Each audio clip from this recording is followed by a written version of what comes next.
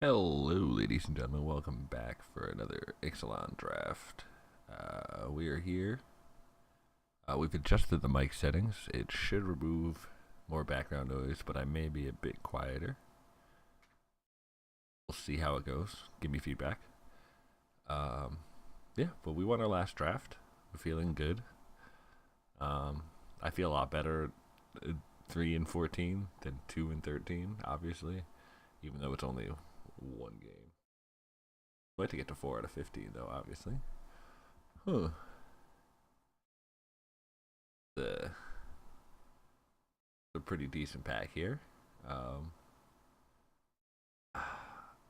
don't know if sunbirds is a thing. Like,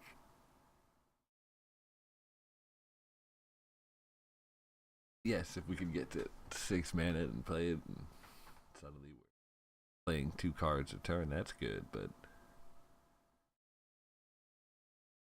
can we do that in a red deck? Is that like where we want to first pick? Wouldn't it be a lot better to take something else here? There's some other good cards. Anti-Paper Mystic is good if you get Merfolk, though it's a kind of early, aggressive Merfolk pick. Deacon Vampires, obviously. Wayfinders are good. Think the highest upside pick is Vine Shaper. I'm not going for Sunbird. It seems sweet, but it's not. I don't. Oh, but it's right next to the Plunderers, which we would really want with it. We really don't have a great first pick. Like, I'm willing to throw away the first pick and go in on Revel and pretend that we just first picked Revel. Also, like, be if we were like making sense, we would probably take Pious or Plunderers or Pious, probably. But screw it. We're doing it. Okay. So the new plan, anything that says treasure, we're going to make. We're going to take. Uh, like this, and just ways to stay alive. And we're probably going to be totally willing to be a holy Grixis because we're going to have some mana fixing and some with the treasures, and just need more treasure makers. Sailor of Means is like the best card we could find. It both makes a treasure and blocks. Oh, this is going to be terrible, but it should be a ton of fun. That's what I'm banking on here. Uh, I think we might just take Pirates Cutlass because a lot of these treasure cards are pirates, and like, it's better than a second Death Desire. Nothing else here makes treasure. I really don't. It's not like a Shaper Apprentice deck. Let's take a Cutlass.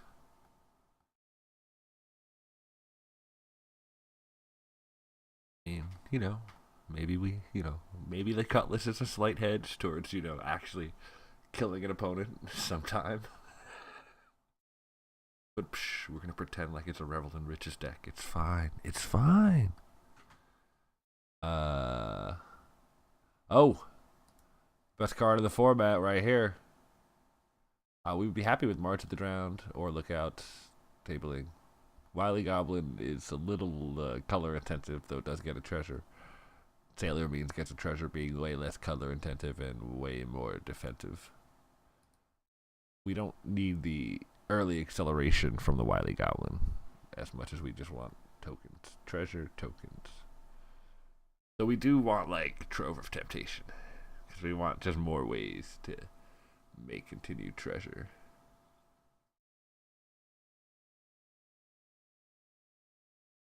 Well, this pack doesn't do much for us.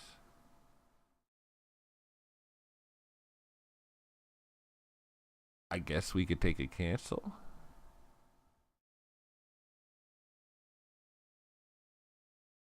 It seems like the most relevant card here for our deck.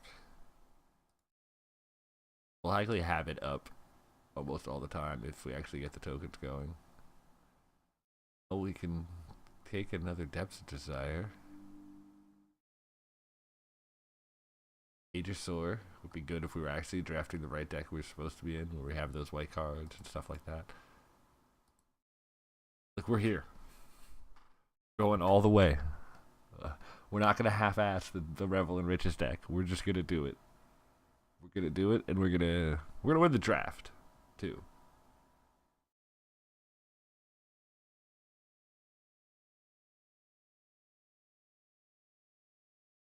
Whenever a creature or opponent controls dies, you get a treasure.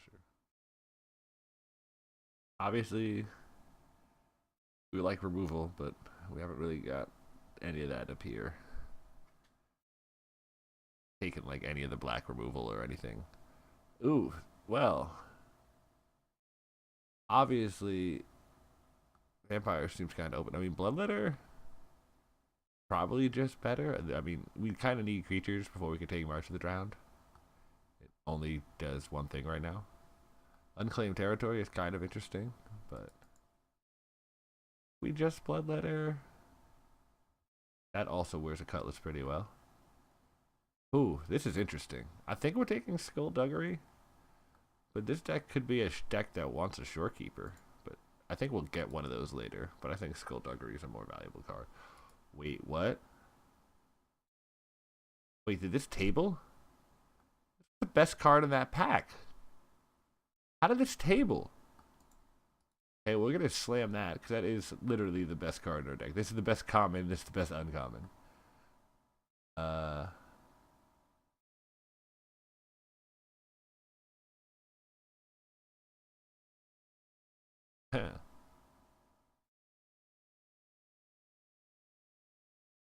It's a Blight Keeper, right? Like we can. The other side effect of this of going all treasures is we can reasonably trigger these keepers. So suddenly a 1/1 that can drain them for 4 that we can strap a Cutlass to it that flies is like, hey. We do. We're not going to play the Sentinel Totem. Like that hasn't seemed to be a relevant sideboard card in this format. So, and we are more willing to go into red. So we're going to take that. Right, that's Sure Strike.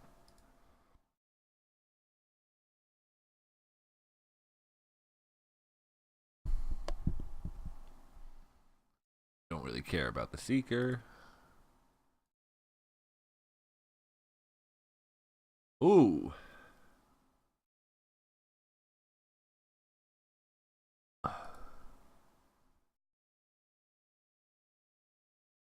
Rampaging Frostodon is good, but the Trove of Temptation.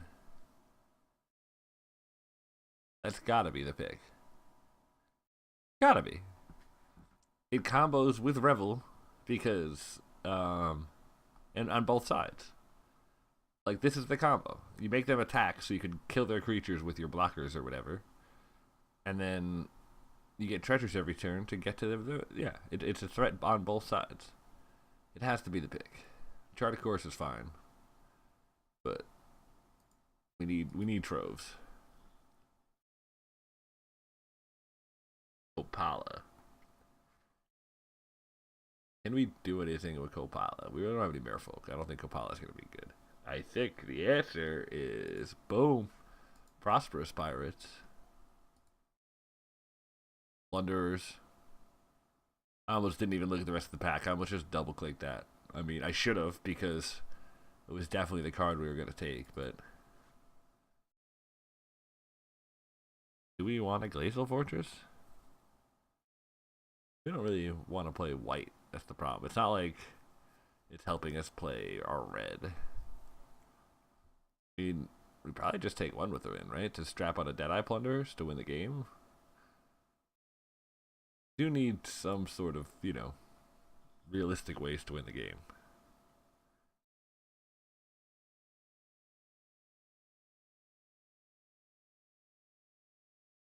No treasure makers there.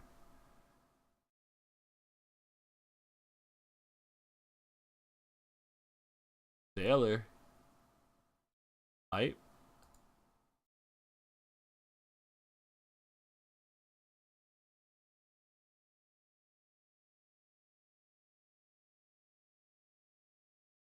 Ooh, I think we just want looter here.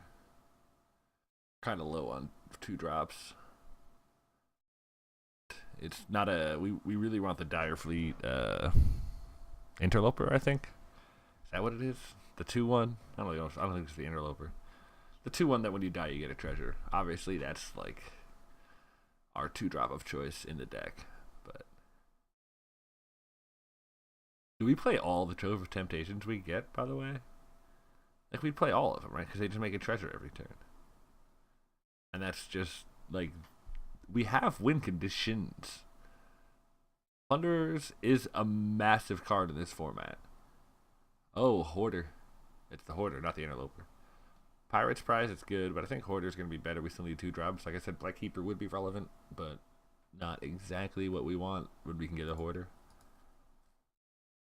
Slow them down. Pirate relevancy for Cutlass.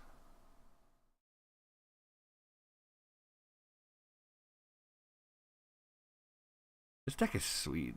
I mean, yes, its best format probably involves pulling the Revel and the Trove, but we're not doing that. We're not. Because we're only in this deck because we drafted Revel. I guess we would have taken that Deadeye Plunderers the first time around, but still. Actually, here this puts us at a juncture because Cutthroat is probably the best card. Like, if we're playing a normal deck, Cutthroat is probably better, but Pirate's Prize doesn't make a treasure. No, I think we want Cutthroat either way. We need a 4-drops, you know. We need, like, curve of some variety, and it is Pirate. And it does let us make relevant trades with some of our.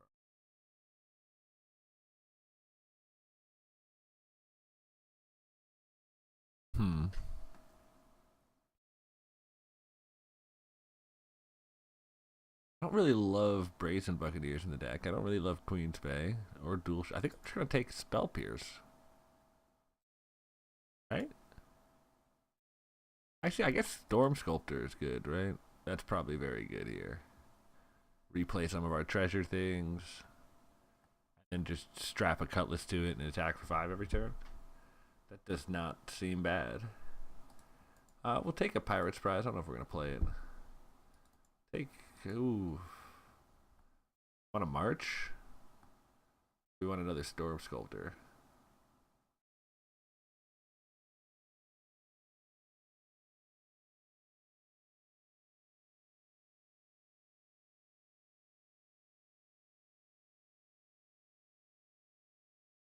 I think we want a March. I don't really want 2 sculptors.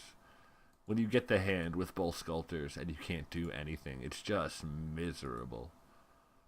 Here we're gonna take the Foil Island over that dumb Fa card.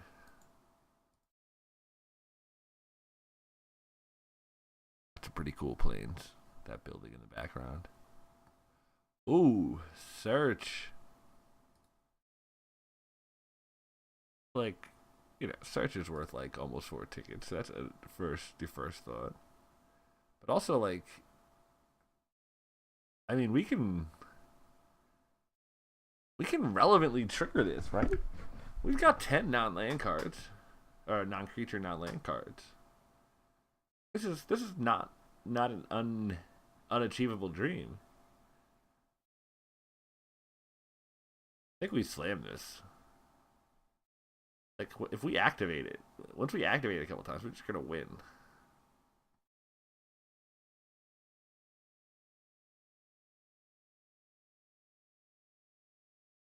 The fact that we can relevantly use it and it's worth 4 tickets, it's got to be the pick, right? Ooh, this is interesting. Do we take another one with the wind, or we just take the looter? We just take a 1 with the wind. And I think I'm, very quickly falling away from my. No, we have to play the Revel and Riches in the Trove. Because this deck is like getting pretty bonkers. Like, we're gonna take a contract killing here. Like, come on. Maybe we just don't play the Trove. I don't know. Just play the Revel.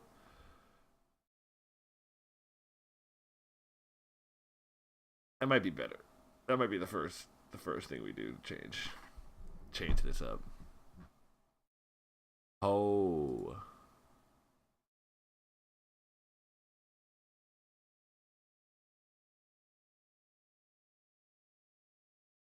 This is like, this is another crux of the draft pick where we can take another sailor, play very defensively. Is that correct? Like we don't set up a big board for a Tempest Caller, and we have one with the winds. And Deadeye Plunderers is just so big. Like I don't know if we really want the Tempest Caller. That is that as good in our deck as just the sailor? I don't think we take Trove. Like I said, I think we might be out on the play Trove plan, but I think we will play all these sailors. They become 3/5s when you strap a Cutlass to them. That just whomps everything on the ground in this format.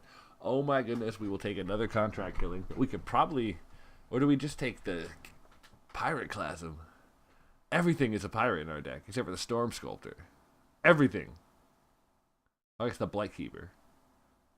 Blood Letter, okay. A couple not non-pirates, but this card is a beating. I think we just take the contract killing.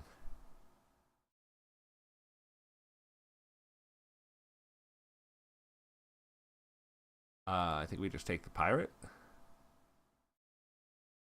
So we could take the Shorekeeper. Yeah, I think we're taking the Shorekeeper. I think we pull that. We can still reasonably Revel in Riches. Like, if we get into a board stall that we somehow can't win with massive Deadeye Plunderers, we still just build a massive Revel in Riches win. Plus, we can attack with the Plunderers with the Riches out, and that's the self combo too. Oh my goodness. So, I mean, Desperate Castaways is always on in our deck, but this card is so good in our deck. Looter? We just want a looter. Oh man, the Siren's Lookout came around. There's a Siren's Ruse that came around. Can we... What's better?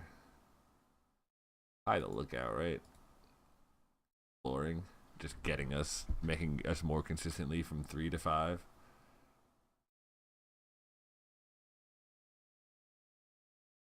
Field of Ruin? Decent sideboard answer, and we already have a Spell Pierce.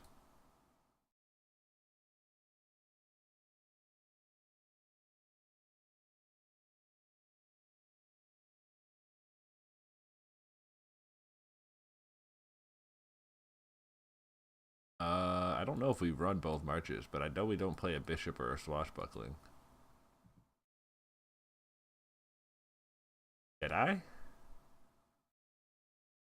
Probably Deadeye. Oh, Navigator's Ruin. We can't go that deep. Now we're pushing it. That's a different future draft. We're going to win with that enchantment at some point, too. I think we have to cut the Prosperous Pirates. Because the deck is just mono 5-drops right now. Pirate's Prize seems better than Shorekeeper because it makes an artifact, a treasure. Storm Sculptor. Is this even what we want to be doing? I don't think so. Let's just like re-trigger things, but that's not like... We've got flyers. I mean, I think the answer is just... Like that's just gonna cause more problems than it's gonna help. We just want like defensive things here because the Deadeyes are just gonna win the game, or the Revel in Riches. Like we have ways to win the game. We just need to not die.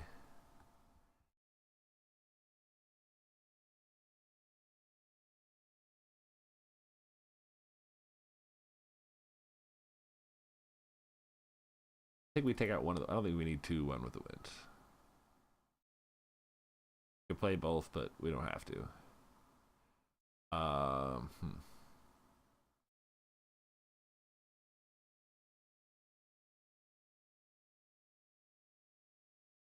That's a good way to look at this. Here we go.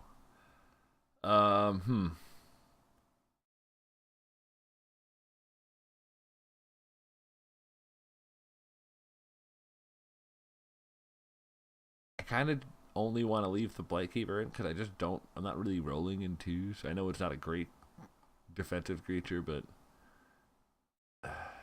maybe I can get away without running it in the first.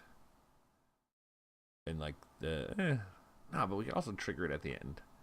I think it's fine. I kind of wanted to cut a creature.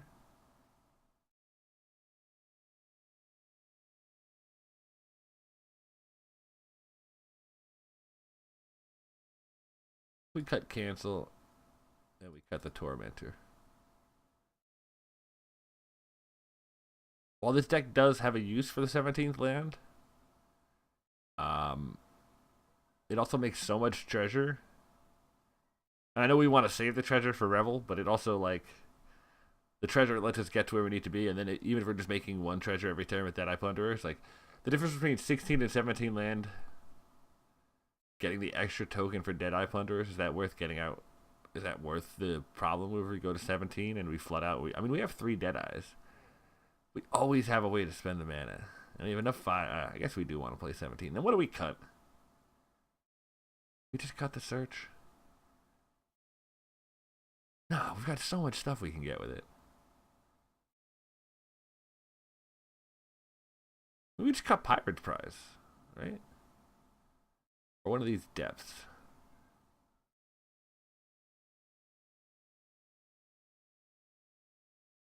I really don't want to cut another creature right now. Cut Pirate's Prize. Depth provider interaction, so I don't really want to cut those. 9/8. Sure, that makes sense.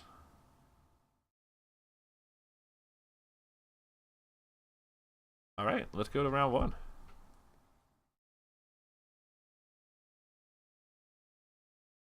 This deck came out very interesting because it only ended up being as good as it looks with all these Deadeye Plunderers because we decided to be the Revel and Riches deck.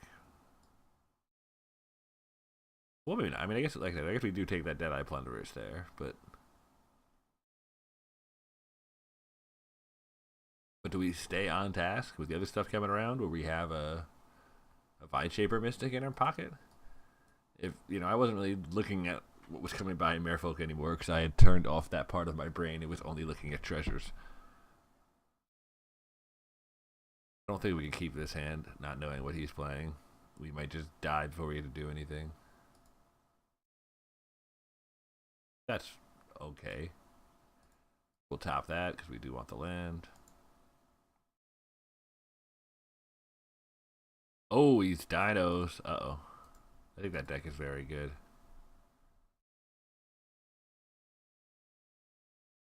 Yep, see? Like I said. Does things like this. You're just like, oh, well that one is relevant on these low creatures, isn't it?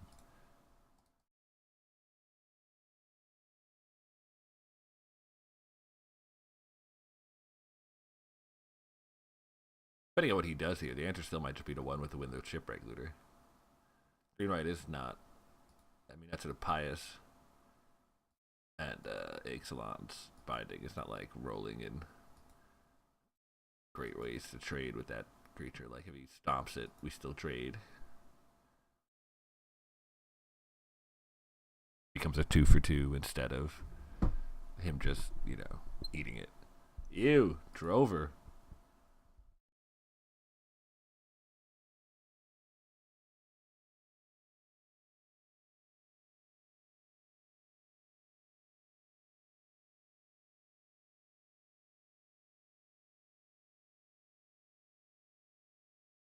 If I attack with Shipwreck Leader, there's no way he blocks with Drover.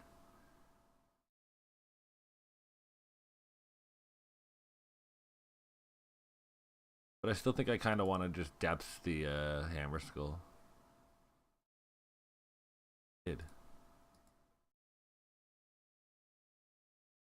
I want to just play Plunderers next turn. Okay.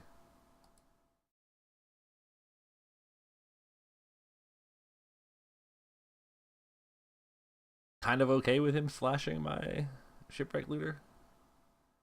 I can't really stop that from happening. Oh my god, is this going to be Reggie? I thought it was Reggie. Okay, I can deal with the Thrasher Raptors. Just not Reggie, please.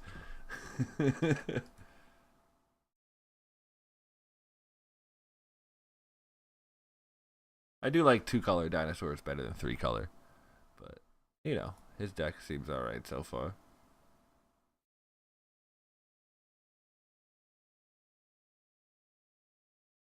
I mean, if I play the Plunderers this turn, it's just a 3/3. So it's probably better just to play the Cutthroat, which is also a 3/3.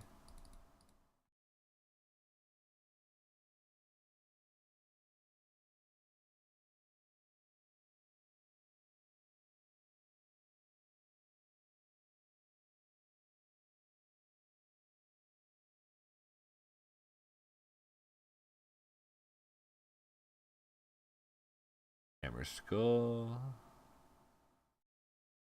Cobbled Wings.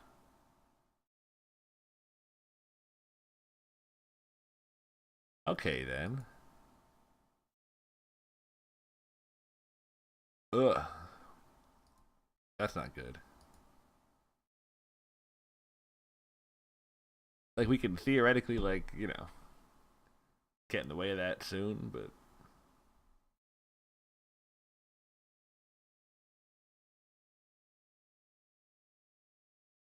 thing is, his flying is repeatable and mine isn't. So I don't want to strap the one with the wind to like the Cutthroat and trade.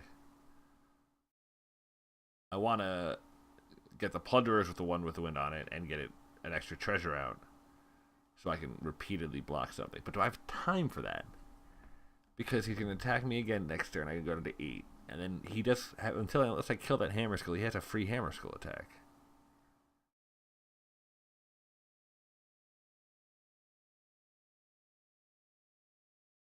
Huh.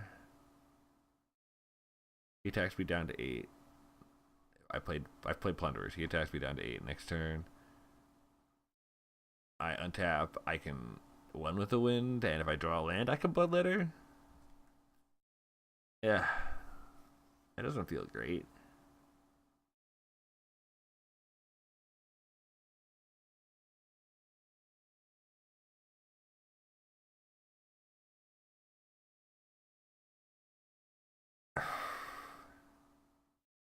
Maybe we just have to play Plunderers.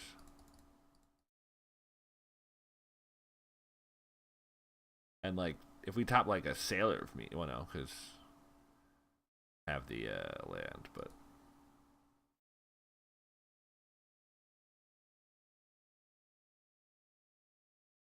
we top deck another Depths.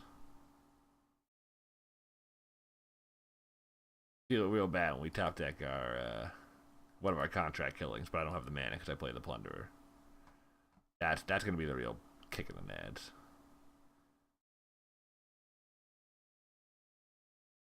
Okay, just coming at it. Yeah, that's scary. Does he have Crash? Are you kidding me?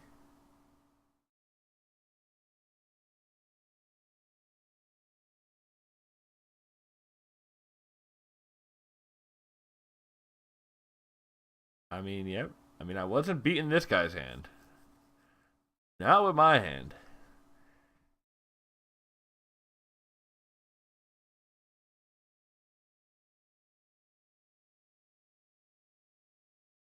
Well then, what the heck do we do against these dinosaurs?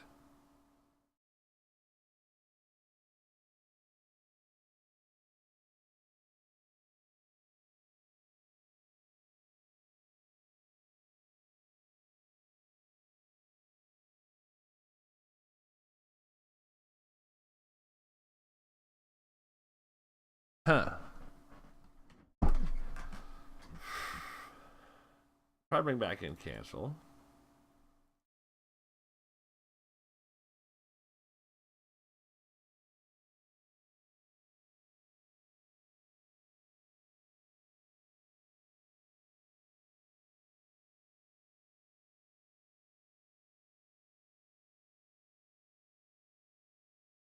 Huh.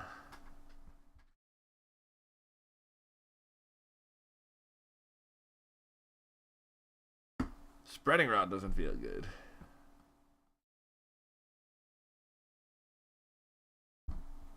This mana did seem very bad.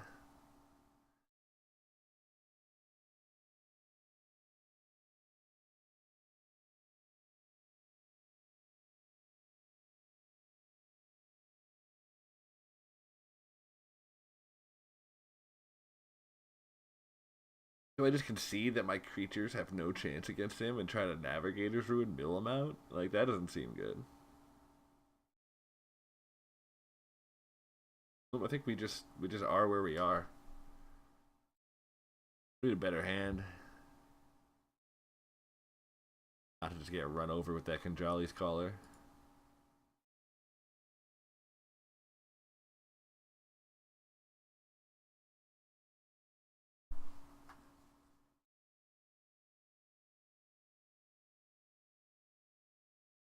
Yes, the hand needs to find an island, but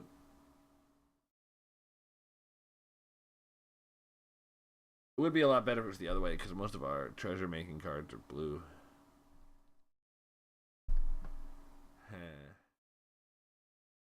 What do we do here? I'm not sure.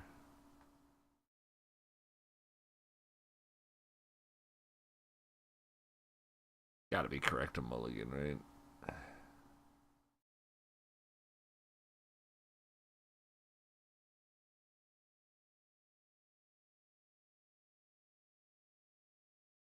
Even if we draw an island, what happened? Like, all right, I guess that's better. Bottom that, because we need to get some land. I mean, we're on the play, so our plans from last game of just strapping up our 2-drop with a 1 with the wind, might even be better here.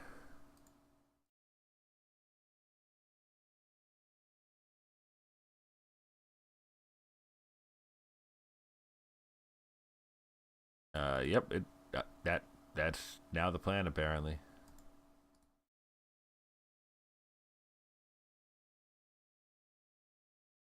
To dodge removal for 4 turns.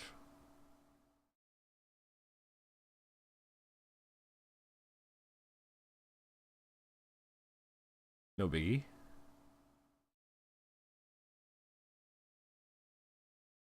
Revel and Riches has been absolutely terrible in our hand in both games, just doing absolutely nothing.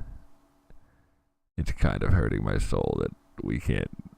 Like, we're not only are we not living the dream, but we're losing these games with this card just rotting in our hand. Oh my goodness, that is.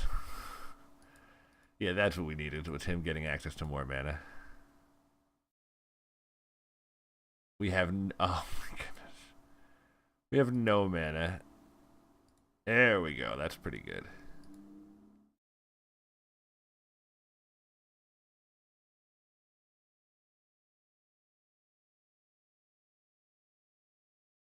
That means if we draw another land, we can contract killing. Whatever he straps that Cobble Wings to.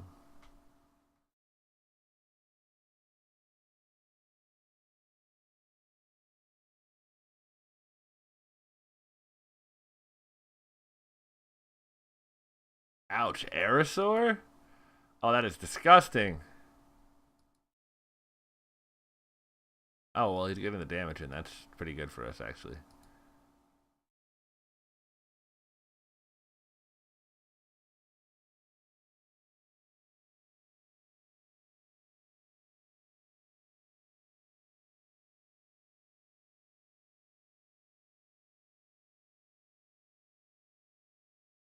Definitely could have drawn a better removal spell, but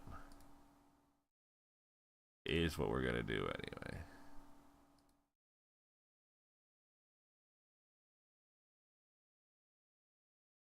Does set us up to contract kill it next turn if he goes for like the same play.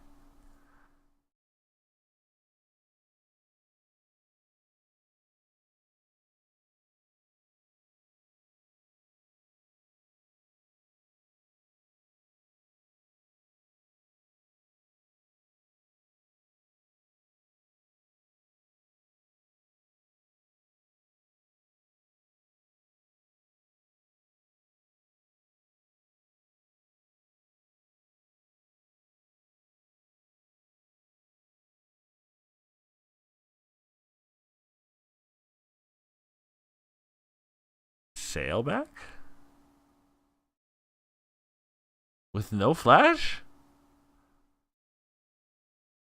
Because you want to cobble wings that?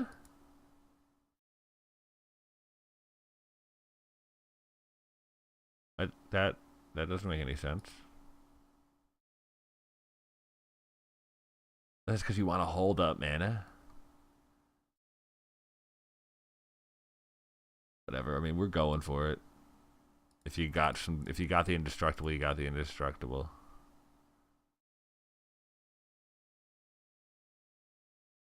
Hey, nothing there.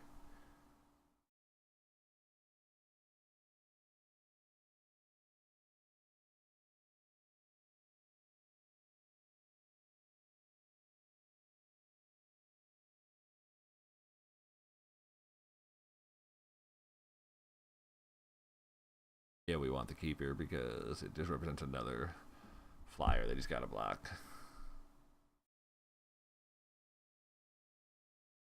2, 3, 4, 5, 6, 7, 8. He can play Aerosaur or Sailback, but not both.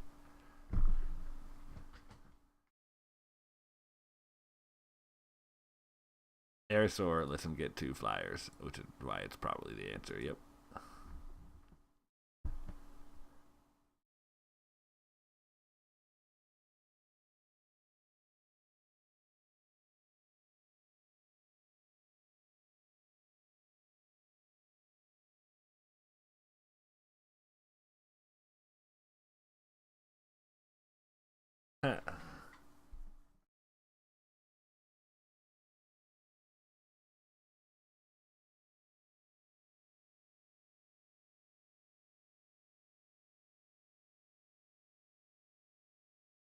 I kind of want to attack with Hoarder and Sailor, just so they can die, so I can march them back and I can get more mana for Blightkeeper. I feel like Blightkeepers are most likely way to win the game from this point.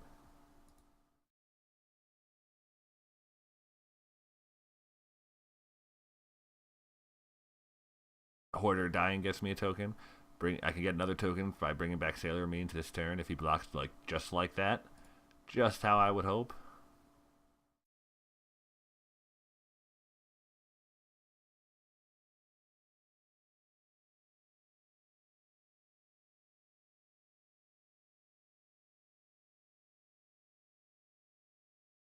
And so that means if we top deck any mana, we win. Or sorry, not any mana, but if we top deck a land, Blightkeeper him to death. Sorry.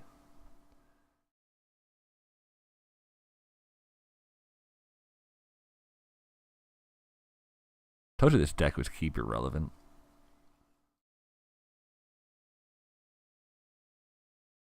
Brontodon, okay. I mean, I guess that's a fine way to spend your mana.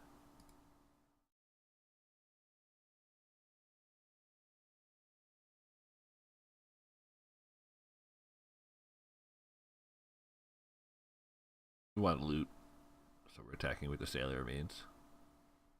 He doesn't even want to block because he's like, wait, you know.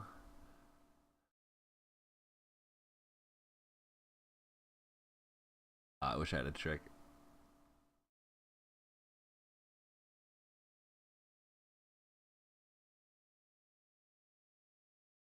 Yes.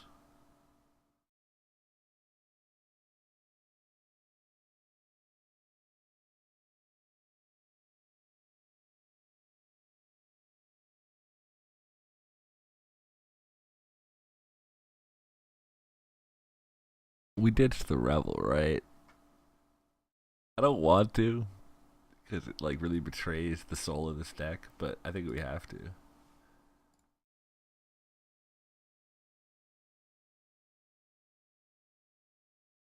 And now we can't attack with Brontodon because that gives us a mana. Oh, he's got the other Bronto. And he's got Sailback.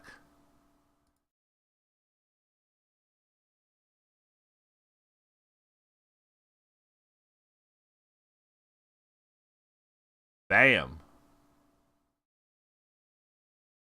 Okay.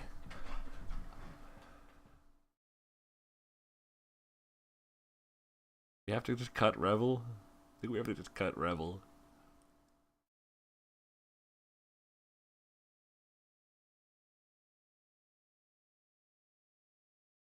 Like cutting Revel. Because we can't, like, if he gets the late game, like, it's not like we're going to make him big Jedi plunderers and control the ground. He's going to play a freaking giant dino and be like, ha. We're just going to play the other one with the wind. He had a lot of trouble beating the one there. So, yeah, we can literally go with the exact same game plan. Down to the 2-drop. Though I guess we're on the draw, which is not irrelevant.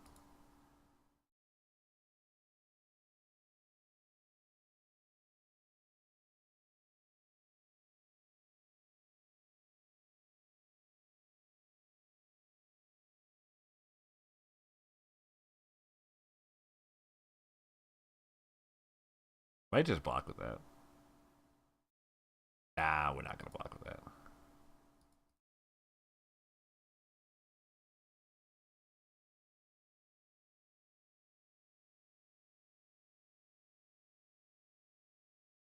We might play Shipwreck Leader this turn, though, and not one with the wind.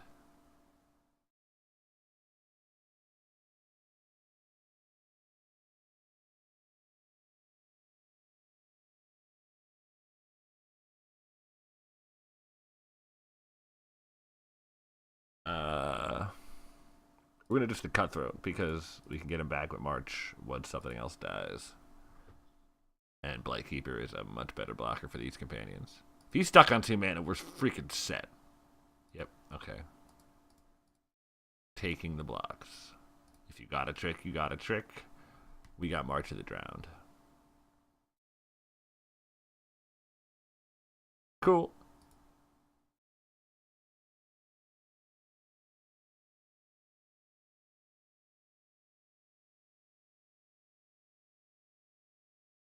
This is interesting. I think we just play Lookout here because we want to land. And we do it before combat because we don't hit a land. We might just leave the Hoarder back. Oh, we got our land. Okay.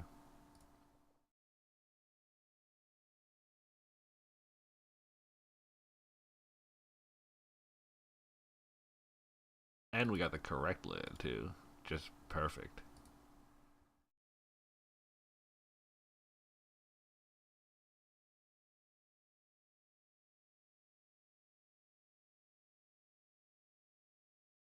We're gonna continue to snap these blocks versus only creatures because he has. If he has a trick, he has to use them. Yep, that's cool.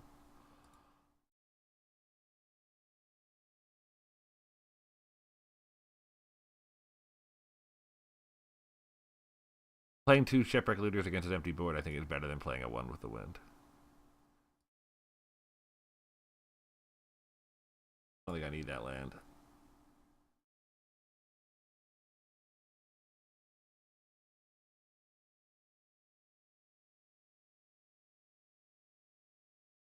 Oh, I do want Deadeye, though. That means bye-bye Cutthroat. It's interaction and flying. I mean... And he's just, what, mono Raptor companions here?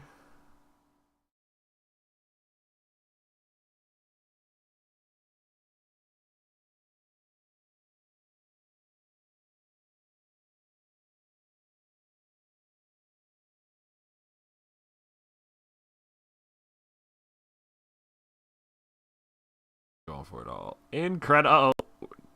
The toddler rage is incoming. He's literally living up to his name. Oh, no, he's just gonna... If he stops there, I guess he's alright.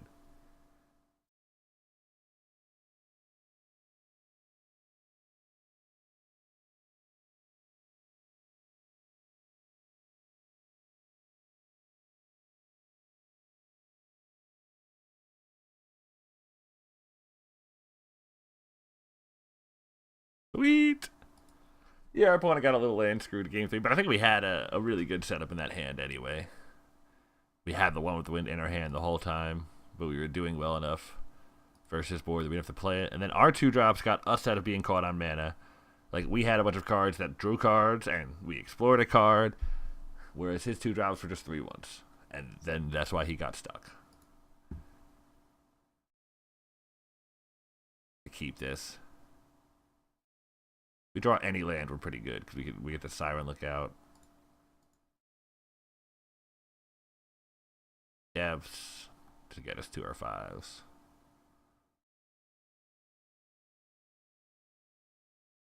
Fortunate that we're probably going to play a no value Shipwreck, but hey, a 2/1 is for 2 is, you know, not the worst card ever. Why do people have stops in my upkeep? Woo! That's a draw right there. Slamming the no value looter now, because now it's just the 2/1. Because I've already, you know, we can already visualize our way to 5 mana very quickly. If it comes up, I mean, if he's got a relevant target, we want to play Contract Killing before we Deadeye Plunder. Because even if we have to cash in this treasure to play Contract Killing, we'll still have enough treasures from. Well, I mean, I guess we can get treasures from Deadeye too.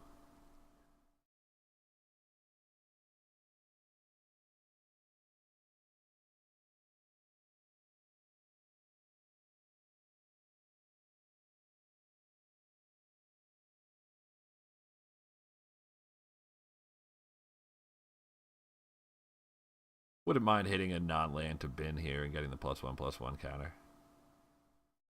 Yeah, okay, well.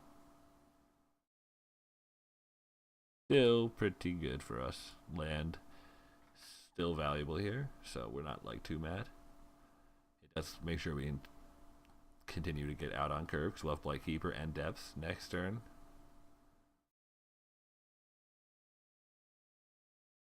Now he wants the trade for the looter? Okay. I guess he wants a raid trigger. Fine, I'm happy to trade my looter for his Heartstopper. His Heartstopper can trade for the Deadeye Plunderers.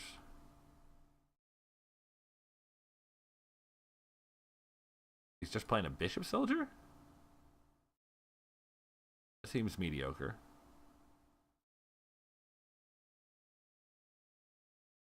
There isn't a stop on my upkeep. I would definitely Death Desiring something on this turn.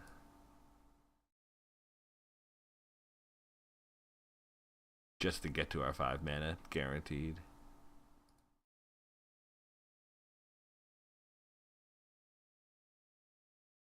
Assumably the Lifelinker, because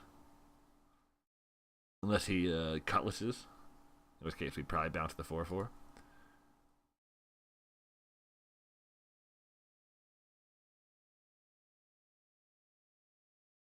That would be terrible if I wasn't getting the token, by the way. Never make that play to just save 2 damage with your bounce spell. I'm only doing this to get to my 5s. Because he is stuck on 2. Don't do that. Don't. But we literally have 3 5-drops in hand, 2 of which allow us to continue playing 5-drops. So I think the most important thing we could do there was get to our 5-drops. All of which technically allow me to continue making 5-drops. I'd have to wait a turn on Plunderers.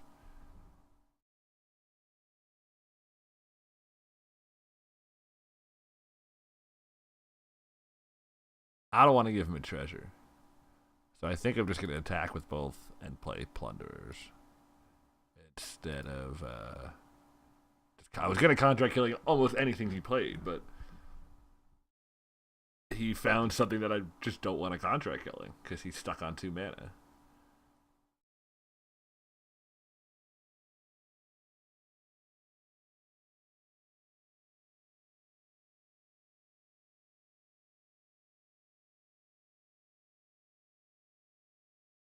Play Plunderers here because we're pretty okay. Like, given that he's at 2, we're not feeling super pressured to cast a Contract Killing immediately. So we can definitely take our time. Oh, we found his 3rd mana. Oh, Hammer Skill. See, now that I do want a Contract Killing, so he got there. But if I Contract Killing that, I can just bash in with everything. Fantastic. Give me that land. Give me that land. You know you want to. This guy lets me get through my goddamn upkeep. I feel like players do this just to tilt people. My turn, let me play my damn turn. Stupid like a fox. I'm quoting his name. Ah, can't contract killing this turn.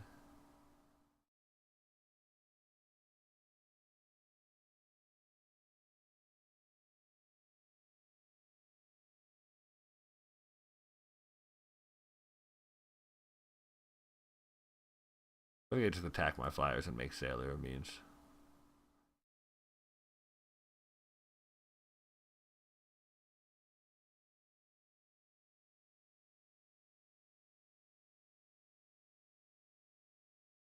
See, if I make the plunderers a 4/4, I can't attack with this whole board. It was only if I got to kill something and make it a 5/5 with a contract killing that was a relevant play. We're leaving it black here because, well, I mean, I guess we're gonna have a treasure, so it doesn't really matter. But as a general rule, we would leave up black there because it's far more likely for us to have skullduggery than spell pierce, in my opinion. Like at least in game one.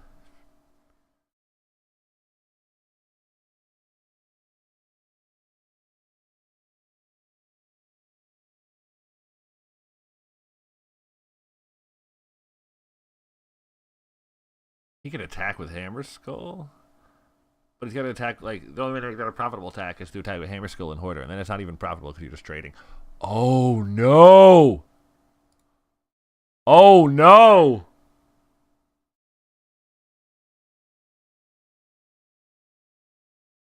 Oh no. That's bad. We have 3 of those. That is terrible. Oh no. Oh no. Oh no. Oh, we're so screwed.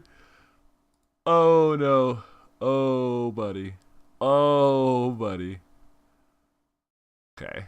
Well, I think it's time to start contract killing things.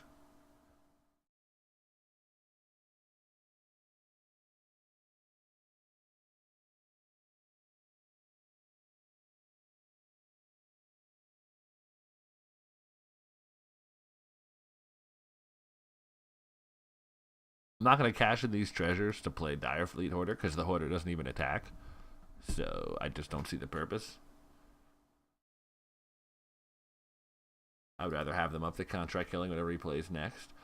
We need to find some enchantment removal. We need to bring in cancel. We cannot get Ixalan's binding on our Deadeye Plunderers. That is that's so bad. Oh no.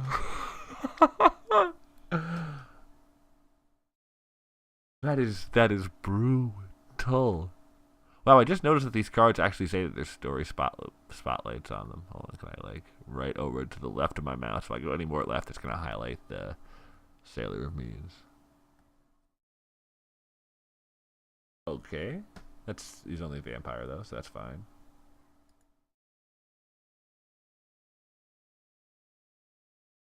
I think we're just gonna contract kill on that anyway.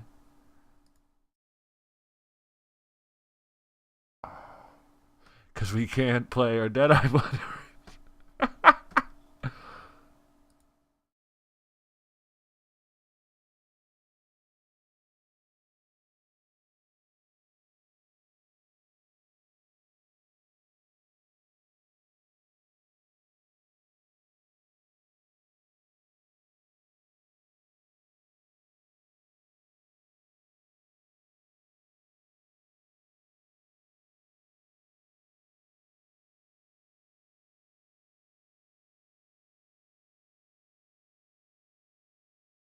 This is. Oh. Oh, man. Oh, no.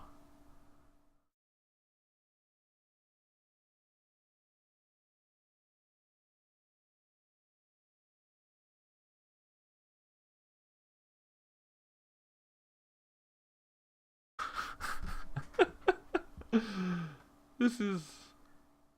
This is not where I want to be. Come on.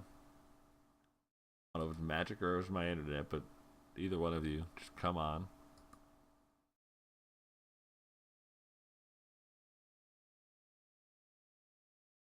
We clicked OK. We're not clicking over there again. We'll wait.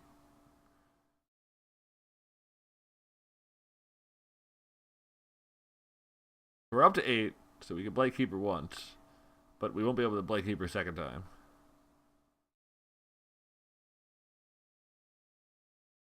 Guess we just play Hoarder. Pass the turn. Wait for Pirate's Cutlass. That gets our lookout attacking again.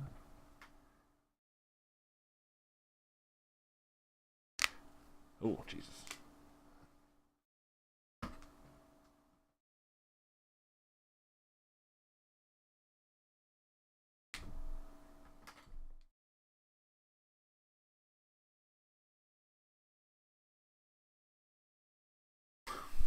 We need some way to deal with this enchantment. Death Desire. No, it's just creature. Let's say, is that non-land permanent? Kind of willing to do this. Because we can march it back. On him just gaining life repeatedly.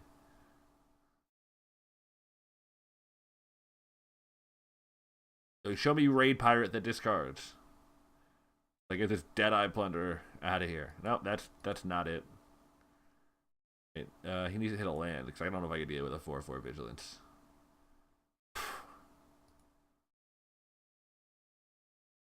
Okay, then.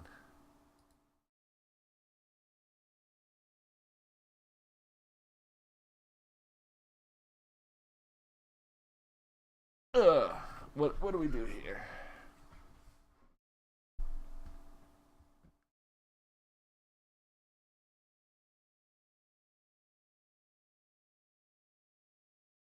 We just attack with Sirens, look out, so we get a raid trigger.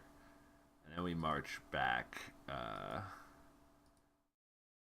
2/2/1s so we can block and draw a card, discard the plunders.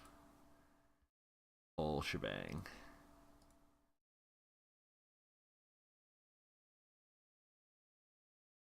At the moment, I'm fairly interested in saving treasures because I think Revel and Riches is one of our best chances of winning this dang game. Though we can't repeatedly make tokens with plunderers. It's kind of not what we're looking for, but hey.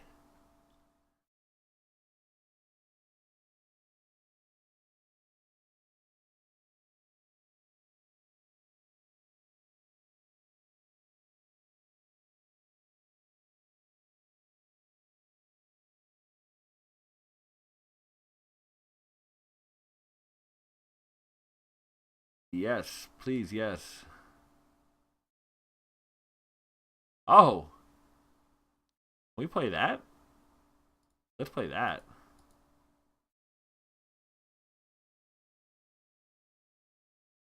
Take a bash from the Sunrise Seeker.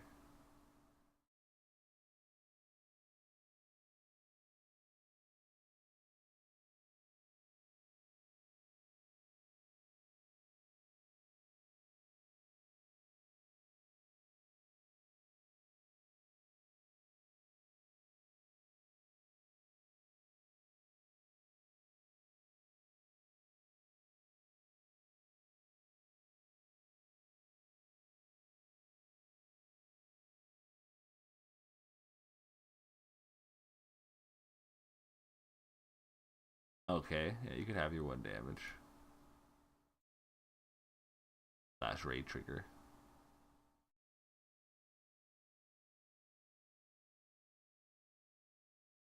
Ew, he's got these big old explorer creatures.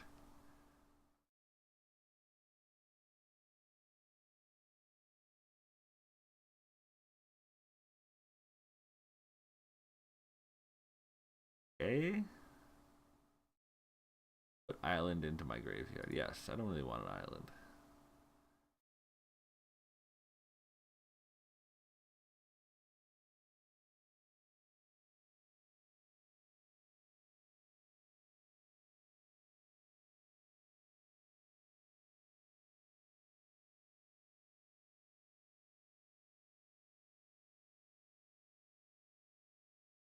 I guess this is a plan.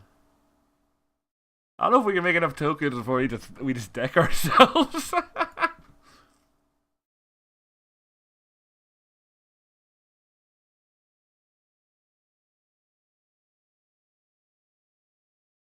A almost certainly yes. Skullduggery.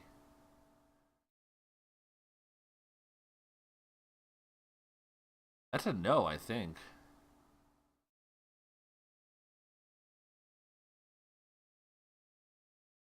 No. I want to flip this, but winning off of Revel involves likely killing some of his creatures, and one of the only ways I have left in my deck to kill any of his creatures is Skullduggery.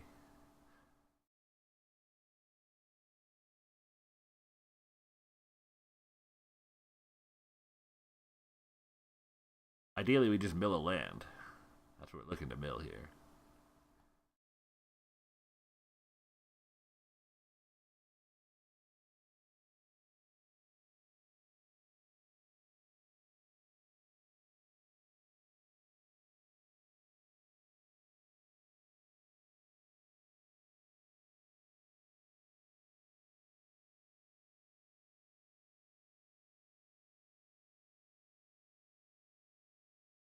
Okay.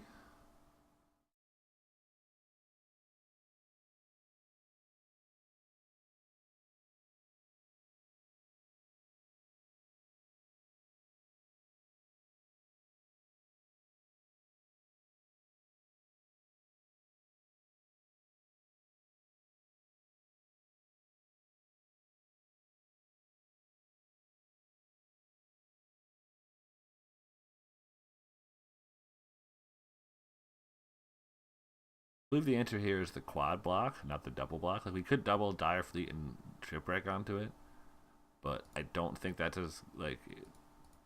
Then if we get blown out, we lose those two creatures. But this quad block means we really probably only lose one, maybe two creatures.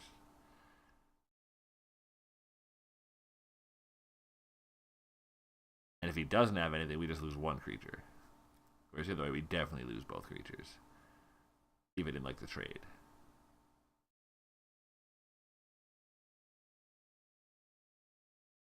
We have Skullduggery for like if he takes out the Hoarder, we can Skullduggery.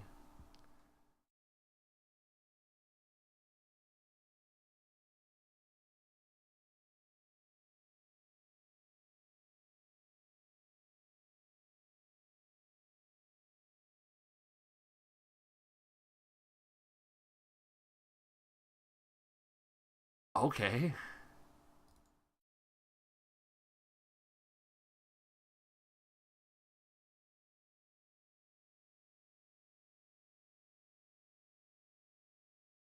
So yeah, we're gonna Skullduggery because Skullduggery means we don't actually lose anything here, and he loses his creature. As soon as my internet and or MTGO catches up. What is going on?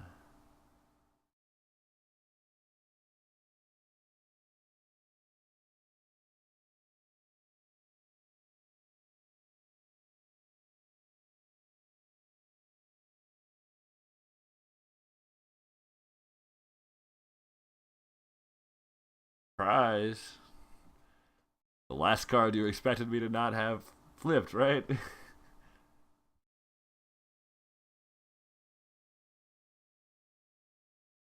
Hey.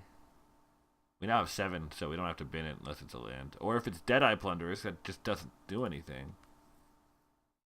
Yes.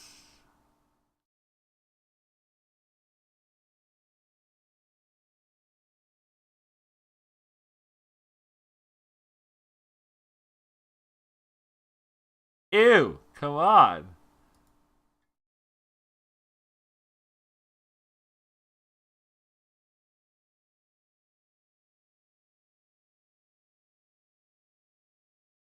Still don't have great attacks. By great attacks, I mean any attacks. Uh,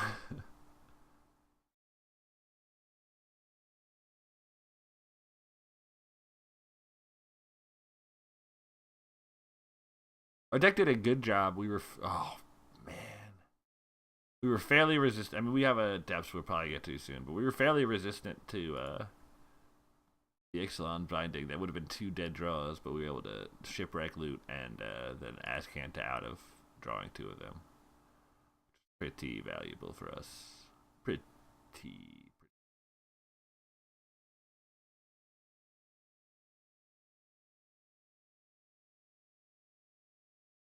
No blockers. Blocking seems bad here.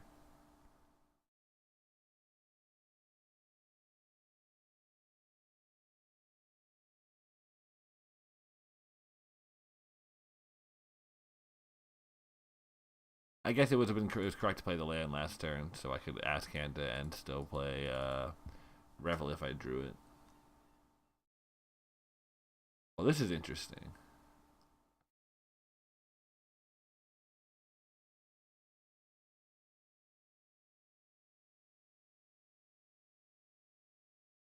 One with Wind doesn't actually get us anywhere until after we bounce this with the other depths. So I think we just take the Revel.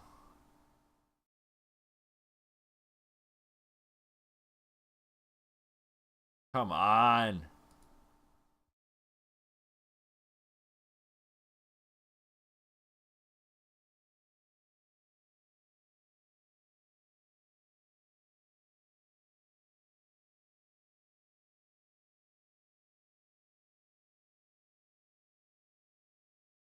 I think I cashed in a treasure to play it. I think I just accept that I made a mistake last turn by not playing my land.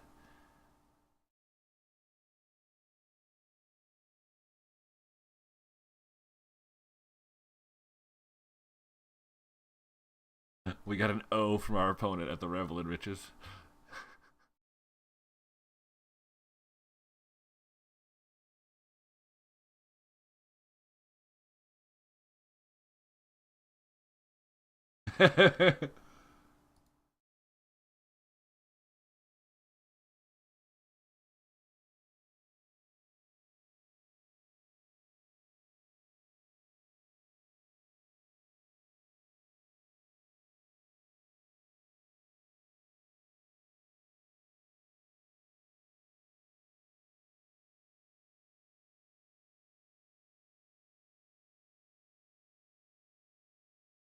That's not great.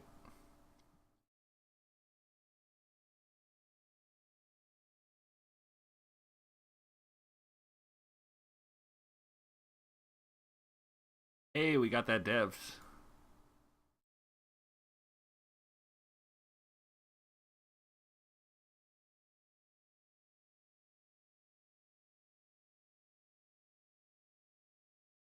Come on.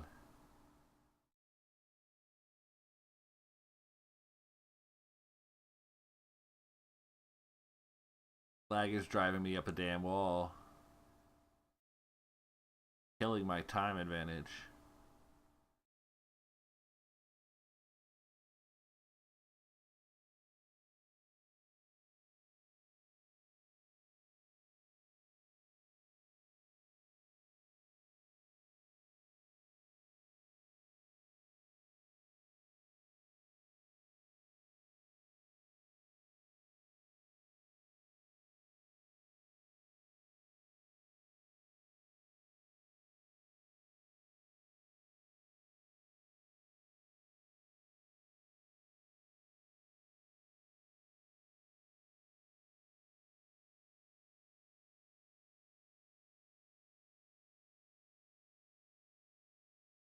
Come on. Whew. That's a pretty good draw. Pretty good. Will any order those because they're all islands. I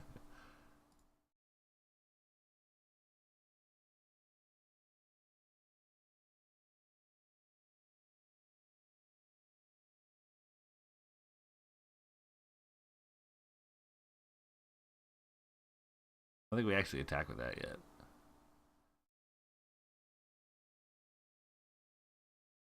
Sets us up poorly on the defense.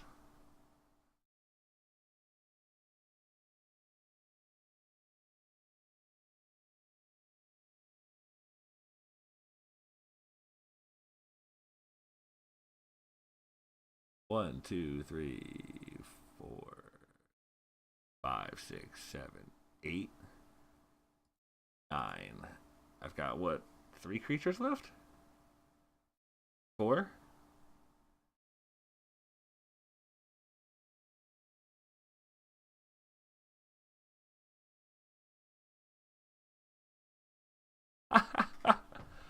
Okay.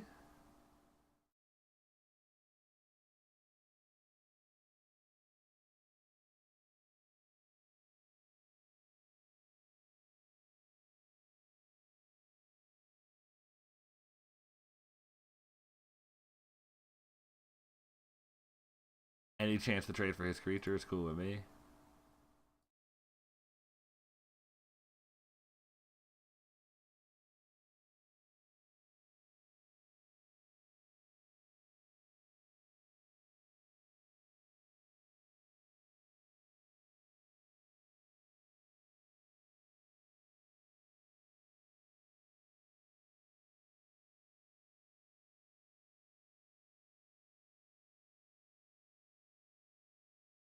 Oh god. All 3 of my creatures.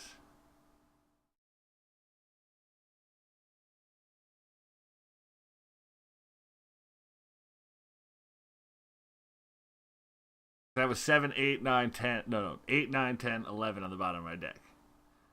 Those are the cards. Yeah. That's where my creatures are. 8, 9, 10. Or my creatures. Okay.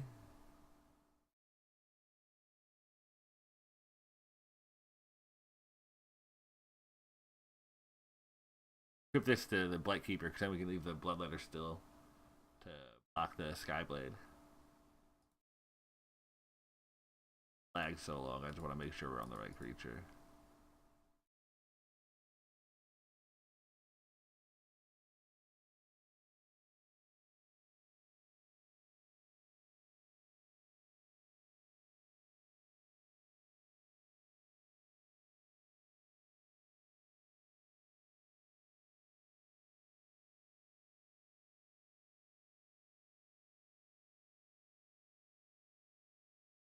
He's really hard off to attack because he can't trade.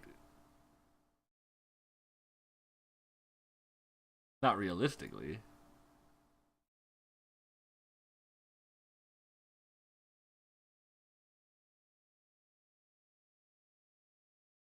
Okay, so this search will not hit any of my creatures, and will definitely hit the one with the wind.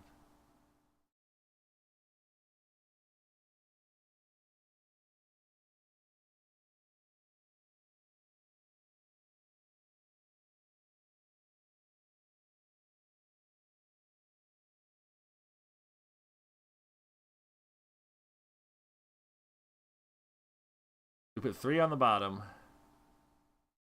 So we can't, if we can't after we draw next turn.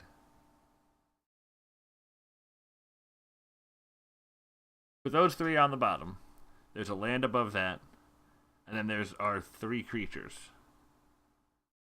So our 3 creatures right now are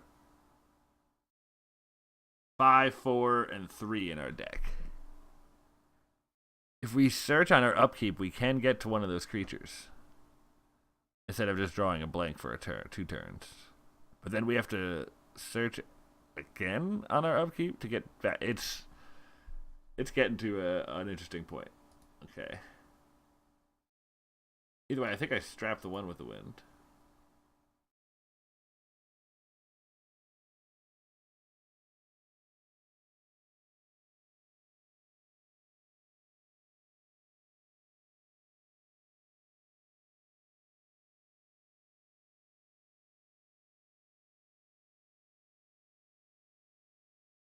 Oh my god, I knew you had that. I'm so stupid. I forgot about the Legion's Judgment. Oh no. We're so bad. So bad. So bad. Oh my god. Yep. Seems like a pretty good attack to me.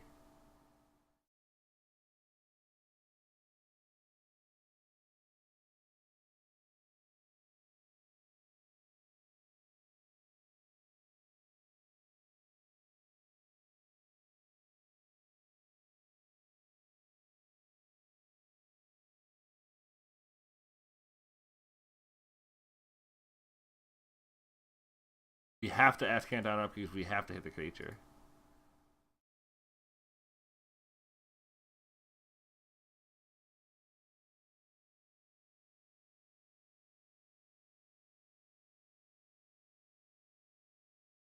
Ugh.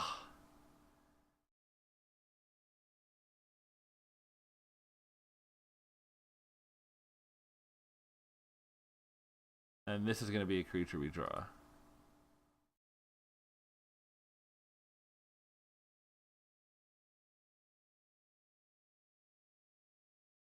Play Looter.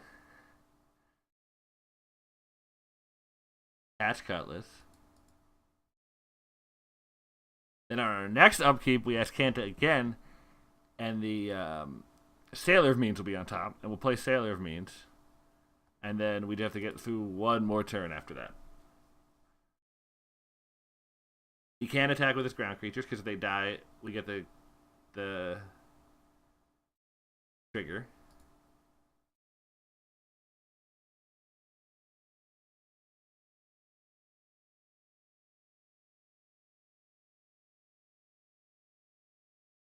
Okay.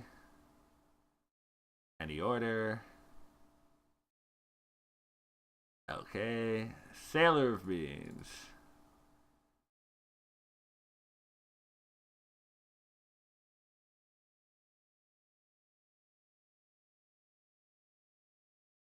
We just have to survive the next turn, and we did it.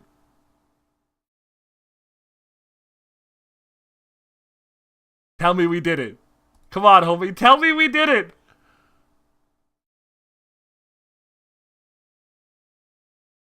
This is so worrisome that he's just attacking here.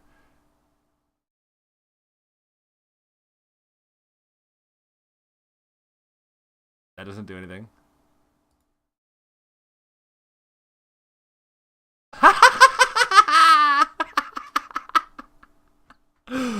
Can you say print screen?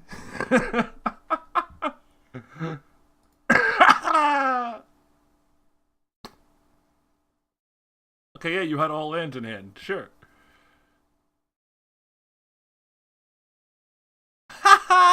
We got there. Okay, dear God, do we have any way to deal with enchantments? Dear God, dear God, dear God.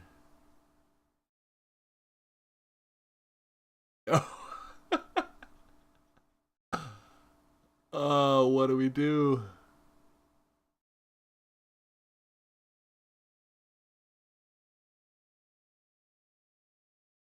I guess we have to bring in cancel. I guess we try to leave in depths to protect our own. Like, we try to depths. We don't play Deadeye without depths to back it up. I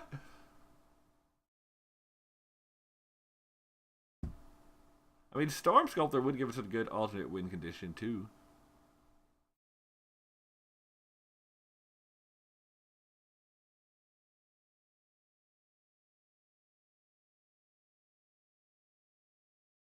Taking out Revel. We won on Revel. We won a game on Revel A, so like we never have to play that card again. But number two, actually, do we need it? I think Sculptor. I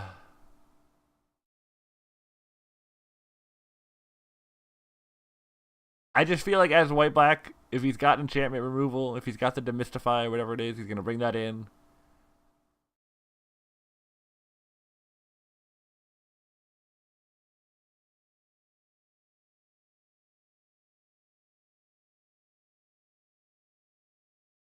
I think I do want the other one with the wind.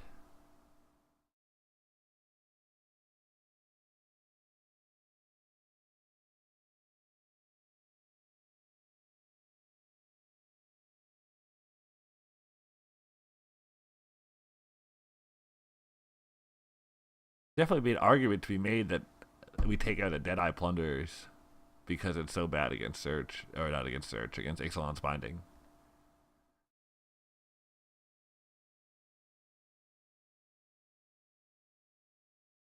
Kind of want another March too.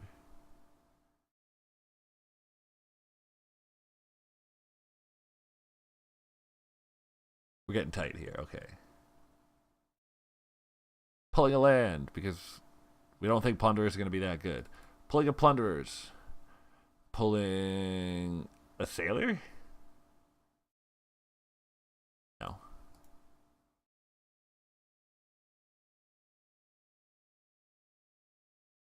Pulling skill dogs. That was either a very good or very bad sideboarding maneuver. I'm not entirely sure. We do have to play fast though, because we are against the clock here because of how slow the game was moving for us last round. Be it my internet or MTGO, or how just slow we were playing. Keeping this on the draw with any land being like pretty good.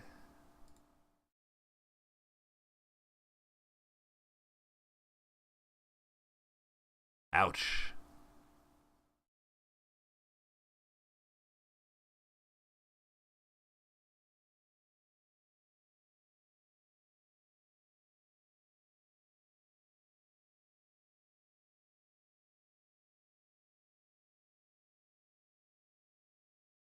Oh, search is good for us here. Because scry every turn gets us, closer to getting the land we need.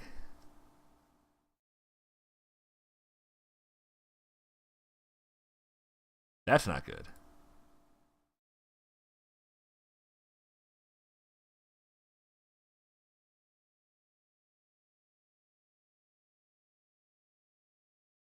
Yes.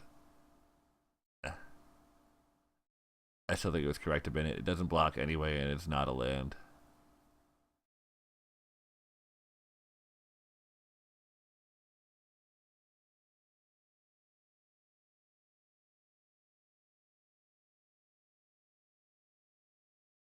Looks like we're losing this one.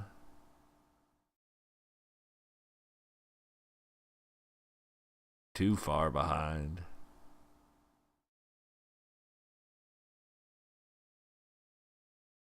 Yeah, because it's not a goddamn land.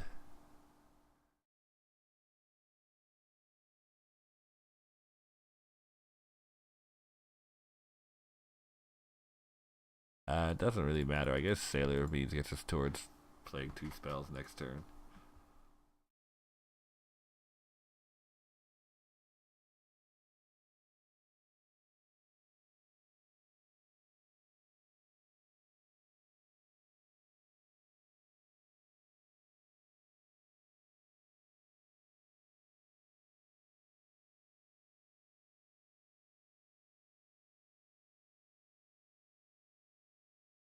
Oh, we need that.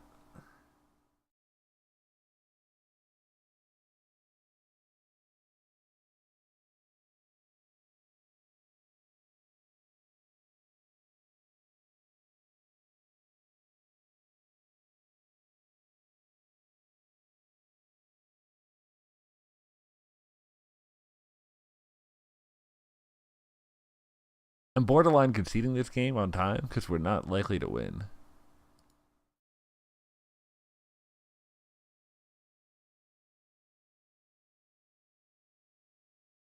I mean, at least the way things stand right now, we're not looking great.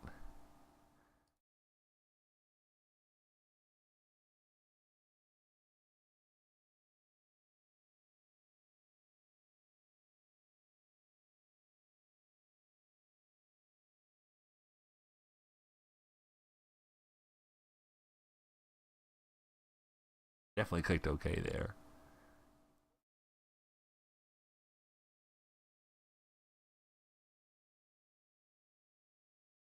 Ew, skill dogs. That'll probably do it. Why didn't he do that before combat? He just wins this turn if he did. Well, like with the flyer.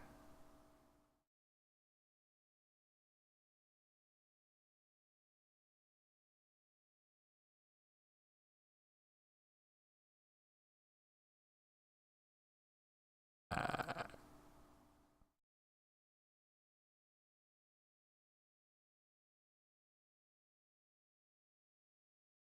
um,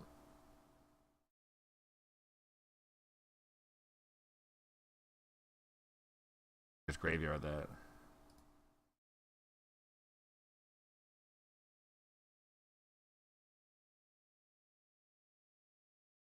We're like So close to turning the corner. Oh, concede.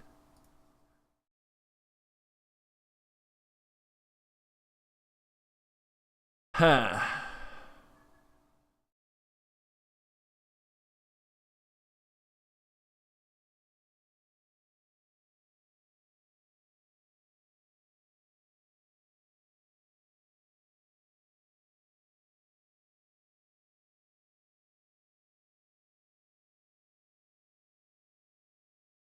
He has enough removal that I'm like kind of torn on the plunders here.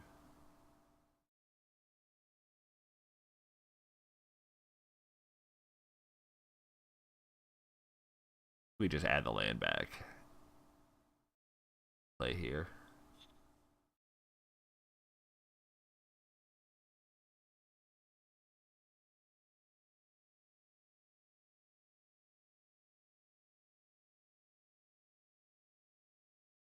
I think we want skill dugs too.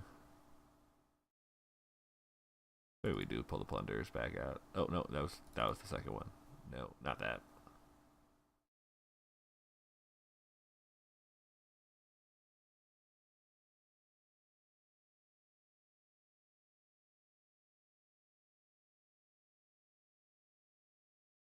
Yes, we want to play first.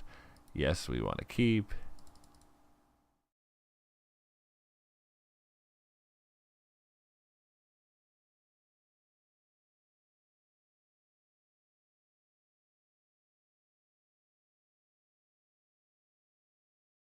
Oh.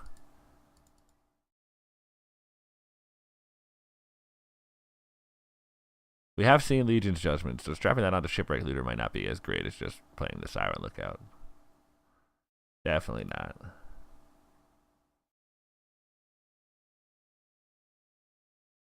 So do I play Siren Lookout before combat to see if it can block?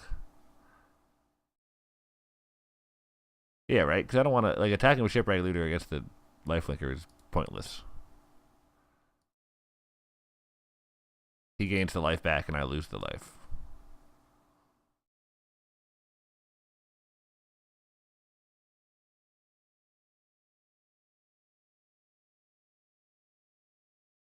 Yielding the whole turn.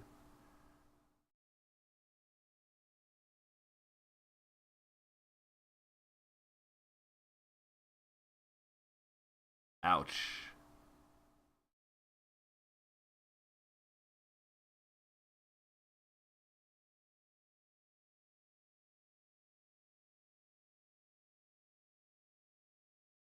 Come on. Help me, help you, Magic. Help me, help you.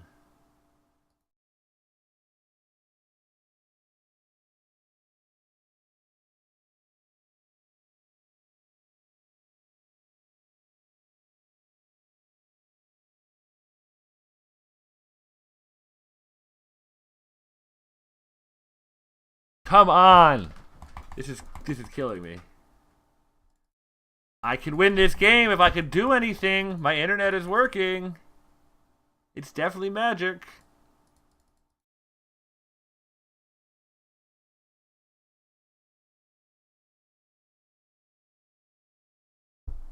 Come on. You're killing me, Miko. What do you mean my connection failed? I'm furious right now. Furious.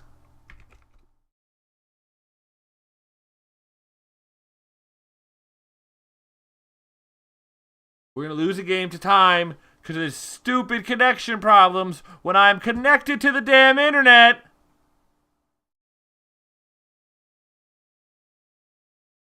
Over here on my second screen, proving I have internet to myself. Are you kidding me right now? I am connected to the internet.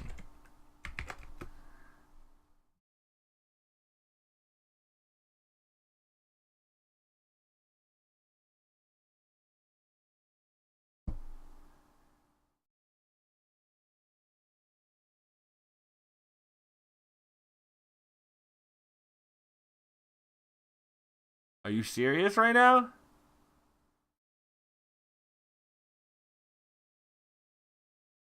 Well, we're going to lose this round to internet connection? Question mark? To Magic Online screwing me?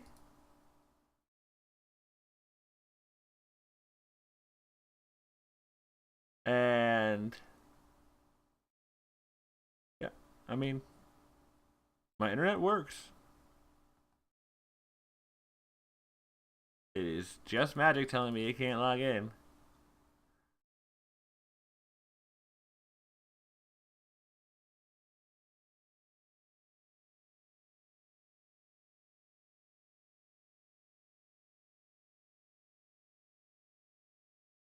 Oh, hey, just in time that I can never win this game. I'm furious. I have internet. Come on. Hello? Hello? Are you even loading? I can't right now. I really can't.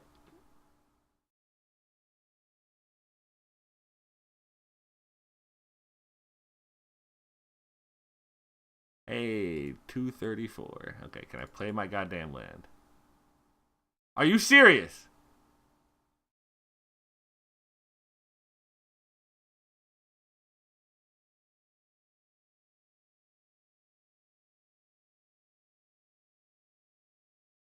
I could have won this damn game.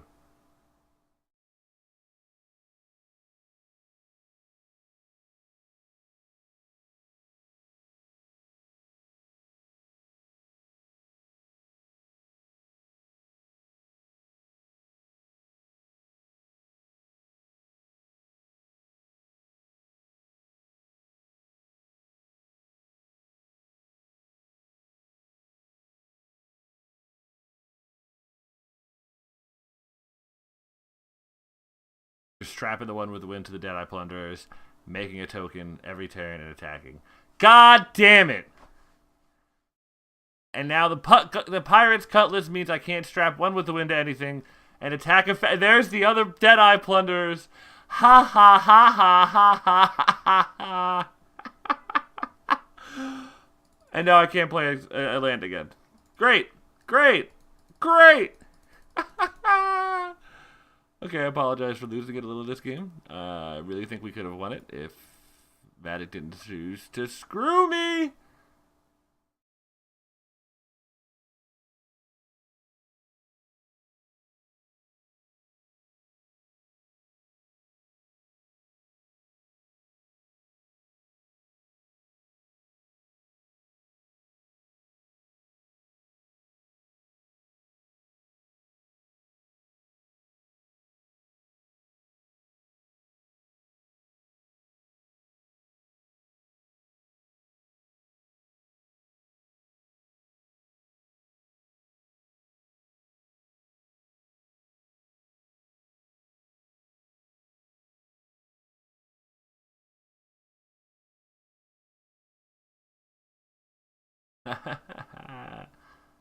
Great, great, just wonderful.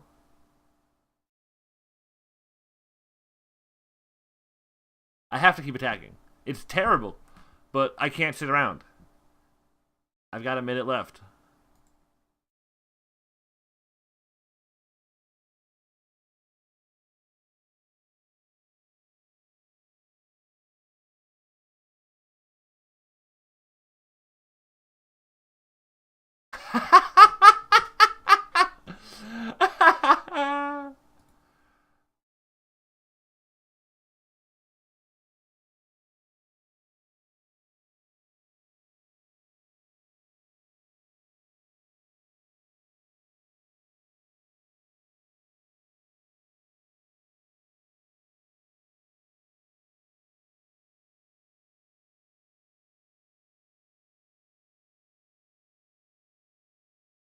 I don't want to attack anybody. Come on.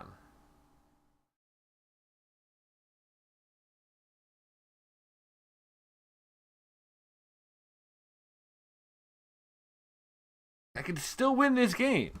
That's the big part that's pissing me off because I'm running out of time. I still had a chance.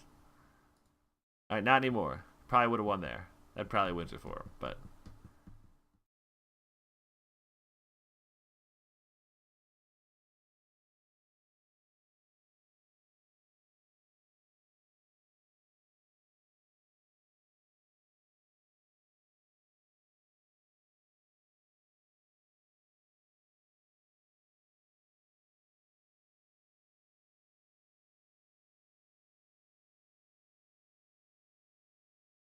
GG.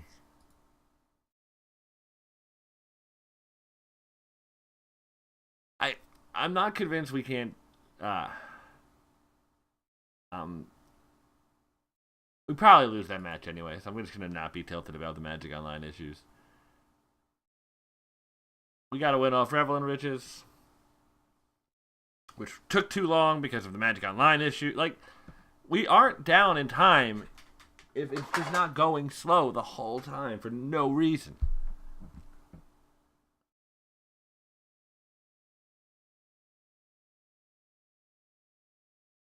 It's the only draft video I'm going to record today. I was going to record more than one, but if Magic Online is acting like this, I am going to wait.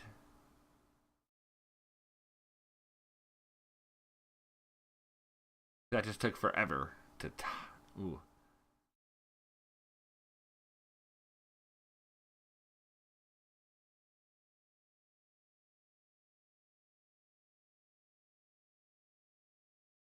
Ew, really?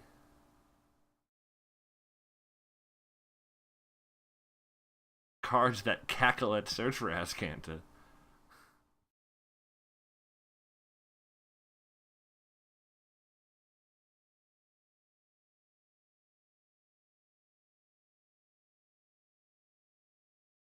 Come on. Is it really doing this to me again? I I wouldn't post this video with all this BS, but we've got the Revel and Riches run, so I want to. So I apologize. This is my formal apology for whatever is going on between my internet and Magic Online, because I clearly still have internet. I'm loading web page after web page on my second screen here. Like, it's really angry, really making me angry because just it's just tilting.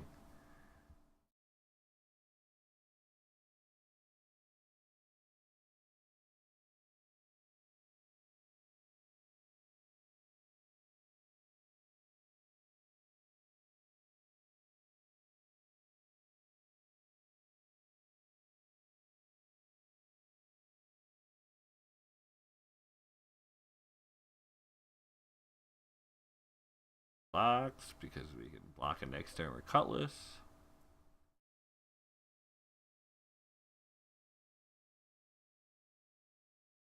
I don't know why I didn't attack with Deadeye Tracker. If you don't want to trade it.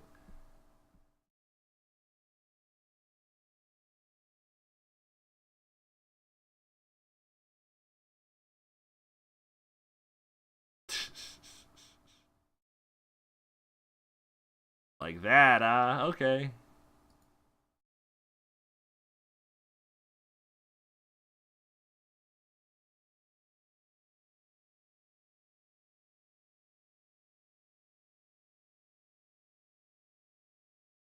I go to 10.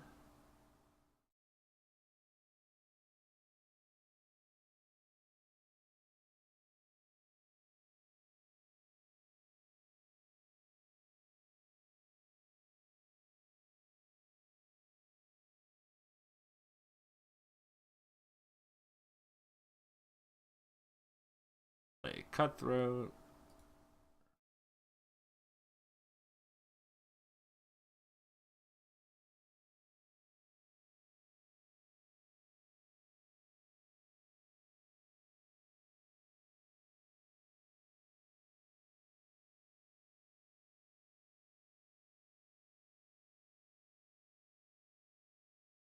That's probably not good for us.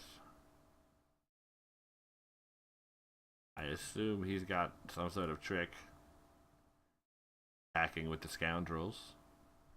There's no reason to otherwise. Got the menace creature. Yep.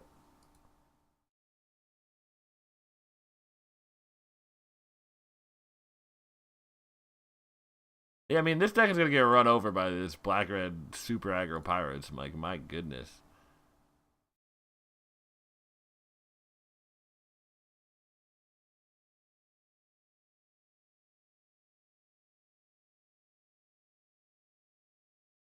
Contract killing on the wanted scoundrels. Get our bounty coming and going.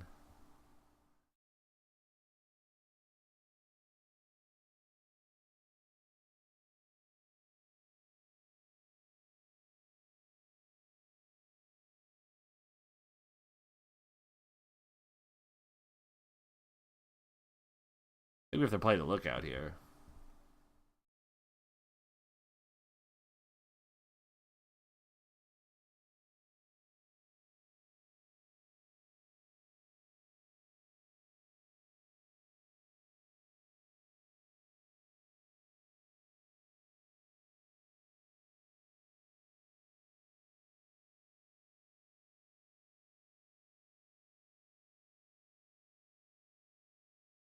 Do I want this card on top?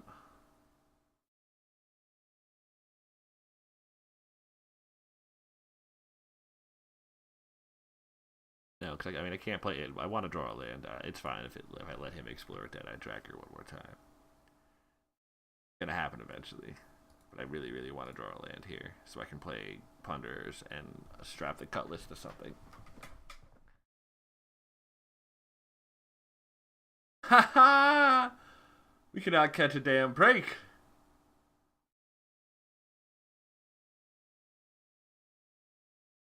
Well, that'll do it.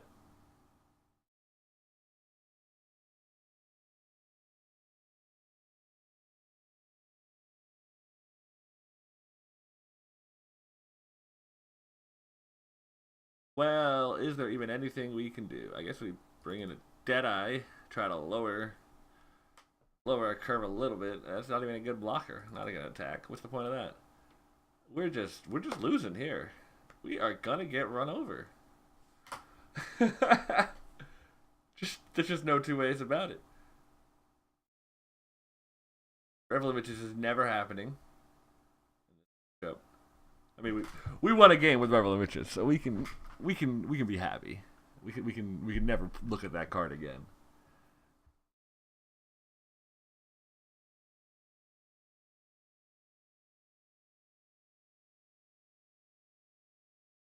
Yep. I guess we are. We are getting run over by this red black massively great deck. I thought I took this out. What did I take out? Okay. This is gonna be a fun mystery. What card is missing from our deck? Oh, buddy. Oh, no. And by the way, note how Magic Online is working quickly. Well, I should have said anything. But say seems to be working quickly again. Note as soon as we're not in a game that's gonna go long, we're in a game that's gonna go 36 seconds. So it's gonna hustle right through it for us.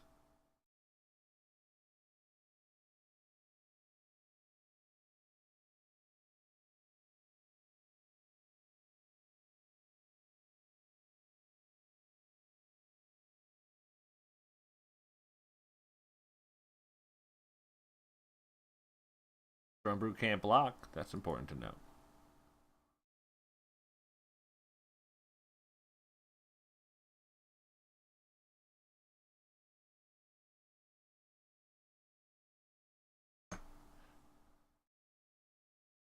I think we just get in for the Deadeye Tormentor here.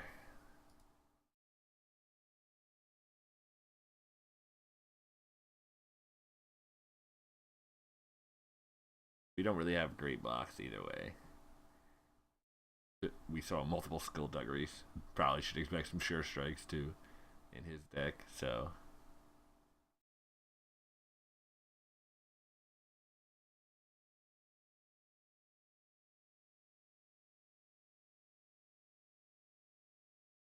to finish that thought, I wasn't looking to double block there.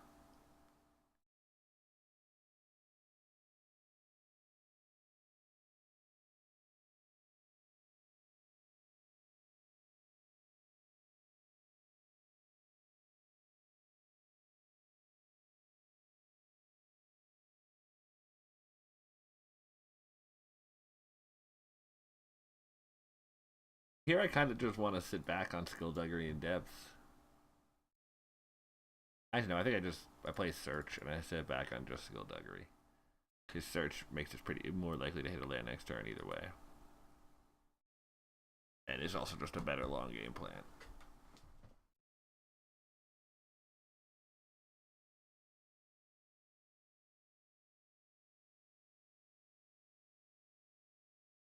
I guess I should have gotten in with Lookout, but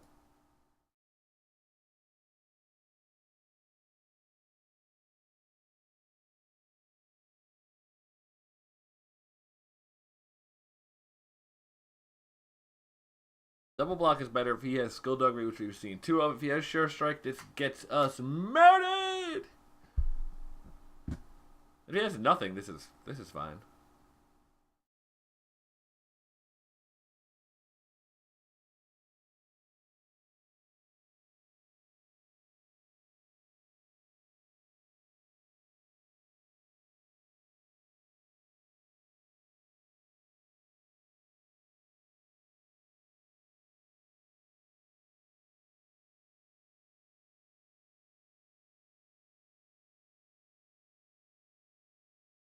We're gonna put our skullduggery straight across and take a damage because it makes it harder for him to. Actually, no, it doesn't. But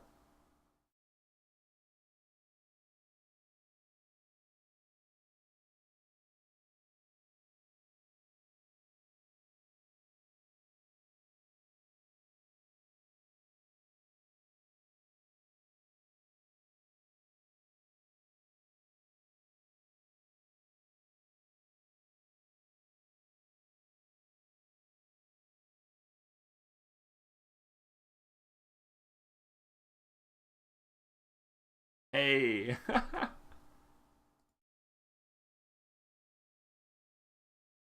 so we still get blown out.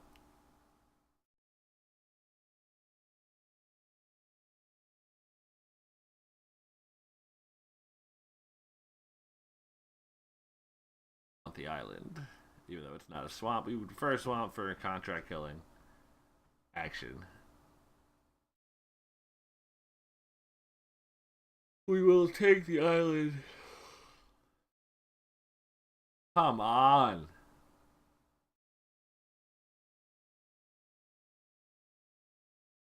Okay, yeah, yep, yep.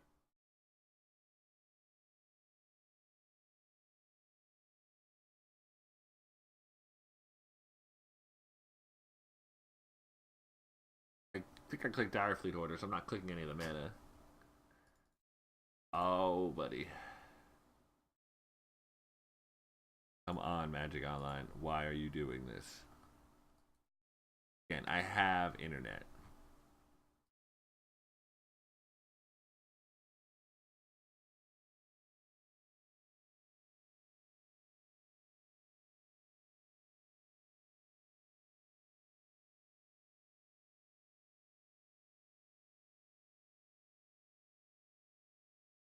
Come on.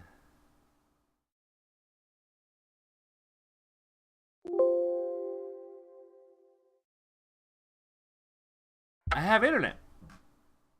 I have internet.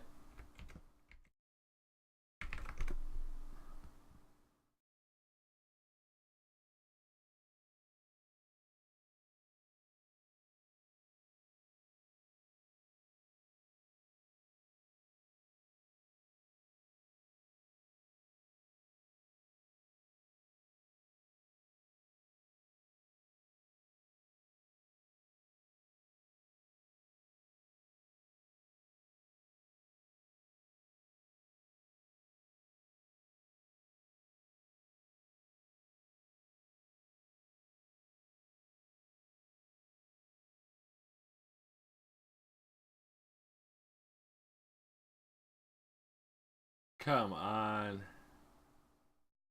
Hey. It moved the things in my hand?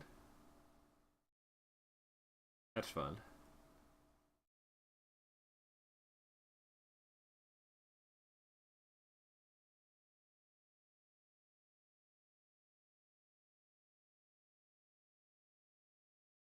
Yawn.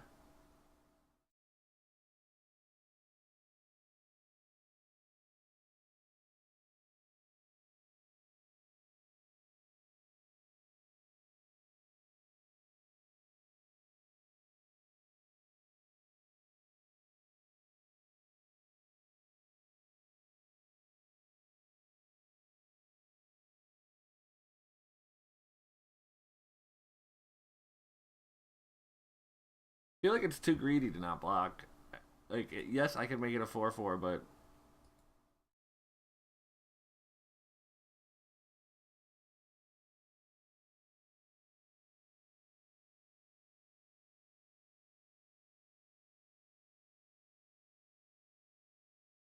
basically anything that's not like a swamp.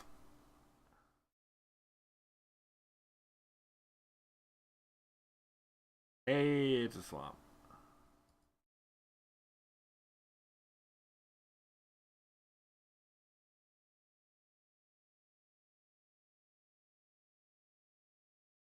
And hey, it's lagged again. Hey, we're back.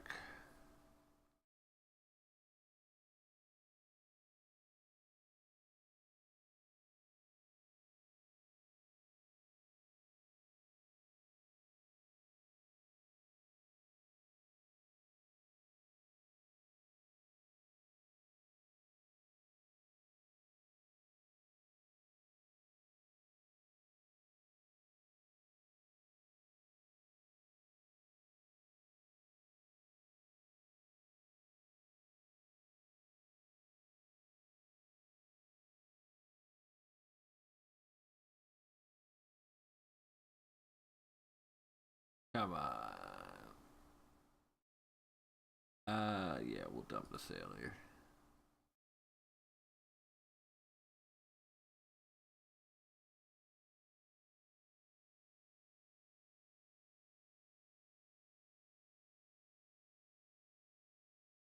Search, flip search next turn.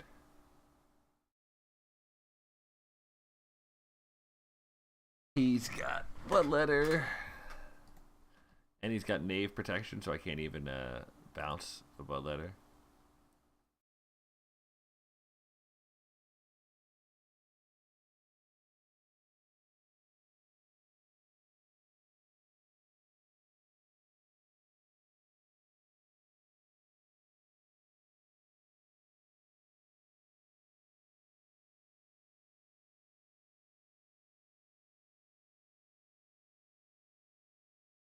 What are we gonna do here? Come on. Yes. Yes.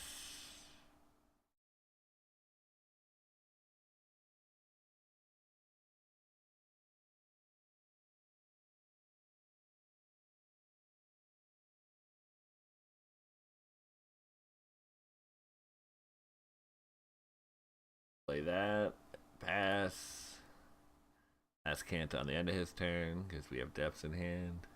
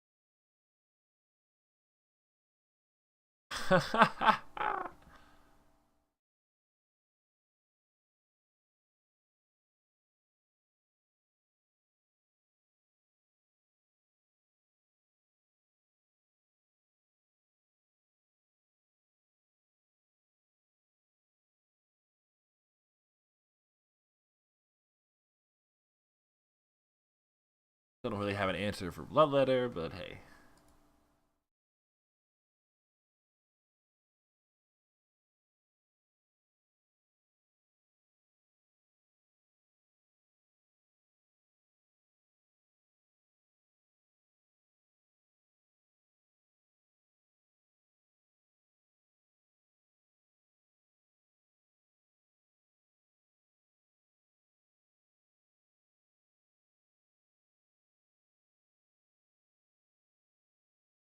Come on.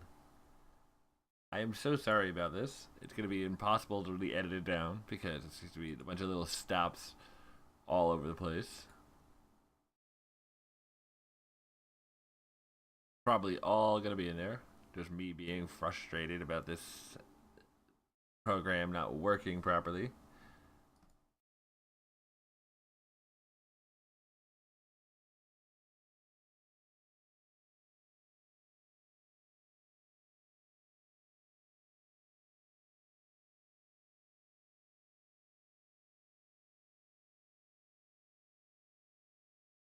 He can sacrifice the bloodletter to the ruthless knave to trade for my Deadeye plunderers.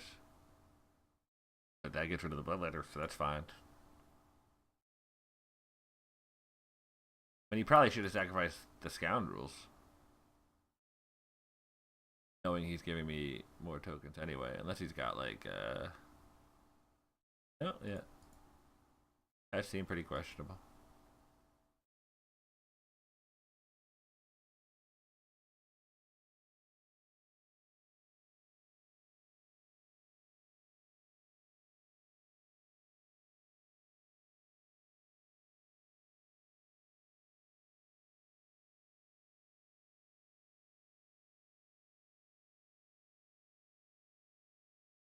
Contract killing.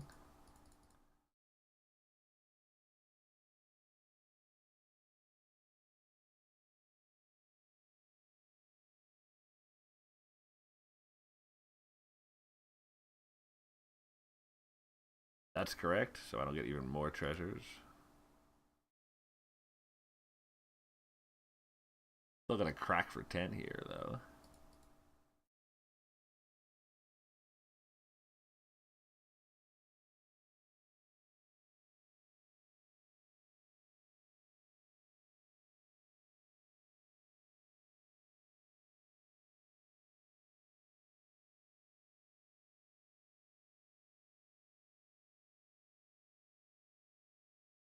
We actually, like, it's kind of amazing that we won a game where we had our plunderers Ixalan binding.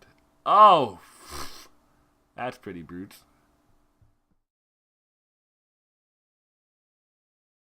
We do it to Ascanta next turn, with a high probability of hitting one with the wind, because we haven't seen it yet, and we've Ascanta now twice. It wasn't a one with the wind in that last. No, that was a Death's Desires.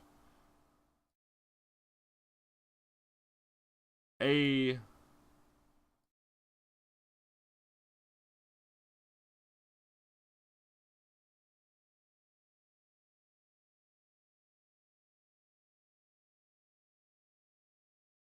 Alrighty, game 3. Yeah, I think our side we're playing from last game is still fine. You didn't get that super aggro draw again. Oh, I took out Bloodletter instead of Tormentor. No. Get out of here, Tormentor. Bloodletter is insanely better.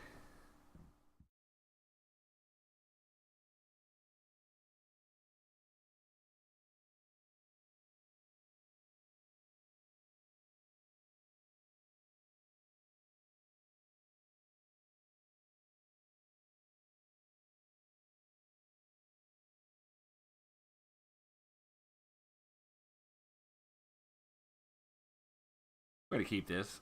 One land gets us like all the way.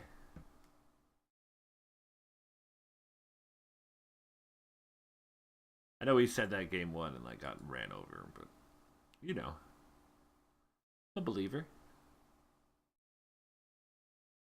I have faith. That is, of course, what I get for having faith.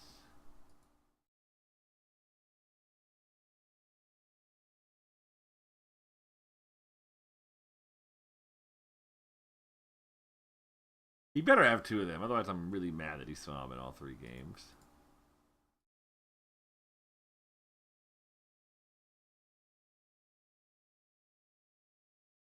Show me a land. Ha ha ha ha. Yep. That sounds just about right.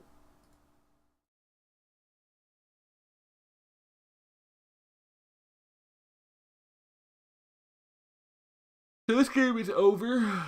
It was a fun match.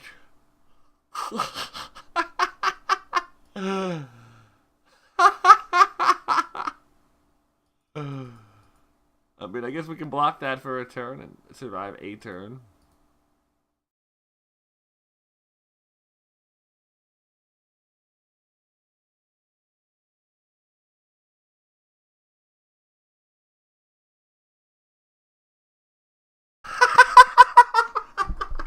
Was he just messing with us in game 2? What is this hand? What is this hand? Okay, well, yeah, I was never beating that hand. Never in a million years. All right, so we went 1-2. We got a game win with Revel and Witches, which was pretty good, even though it was in a match we lost. We ended up going 500 on the day, which is kind of ridiculous. Wait, no, we didn't. -1. We went 4 and 5, which makes a lot more sense when I do the actual math, right? Yeah. We might not be back. This video will post Monday. Might not have one for Tuesday because of the internet ? MTGO ? Problems. So, but if not for Tuesday, should have one for Wednesday because we should be fixing these internet problems sometime tomorrow. Either way, hopefully you enjoyed yourself regardless. We did get the Revel and Witches win in, so it was a success. If you tuned out after that, which I might, in fact, I might put an annotation on the video, like, maybe tune out now. Thanks for sticking around. But yeah, until next time, have a great life. See you guys later.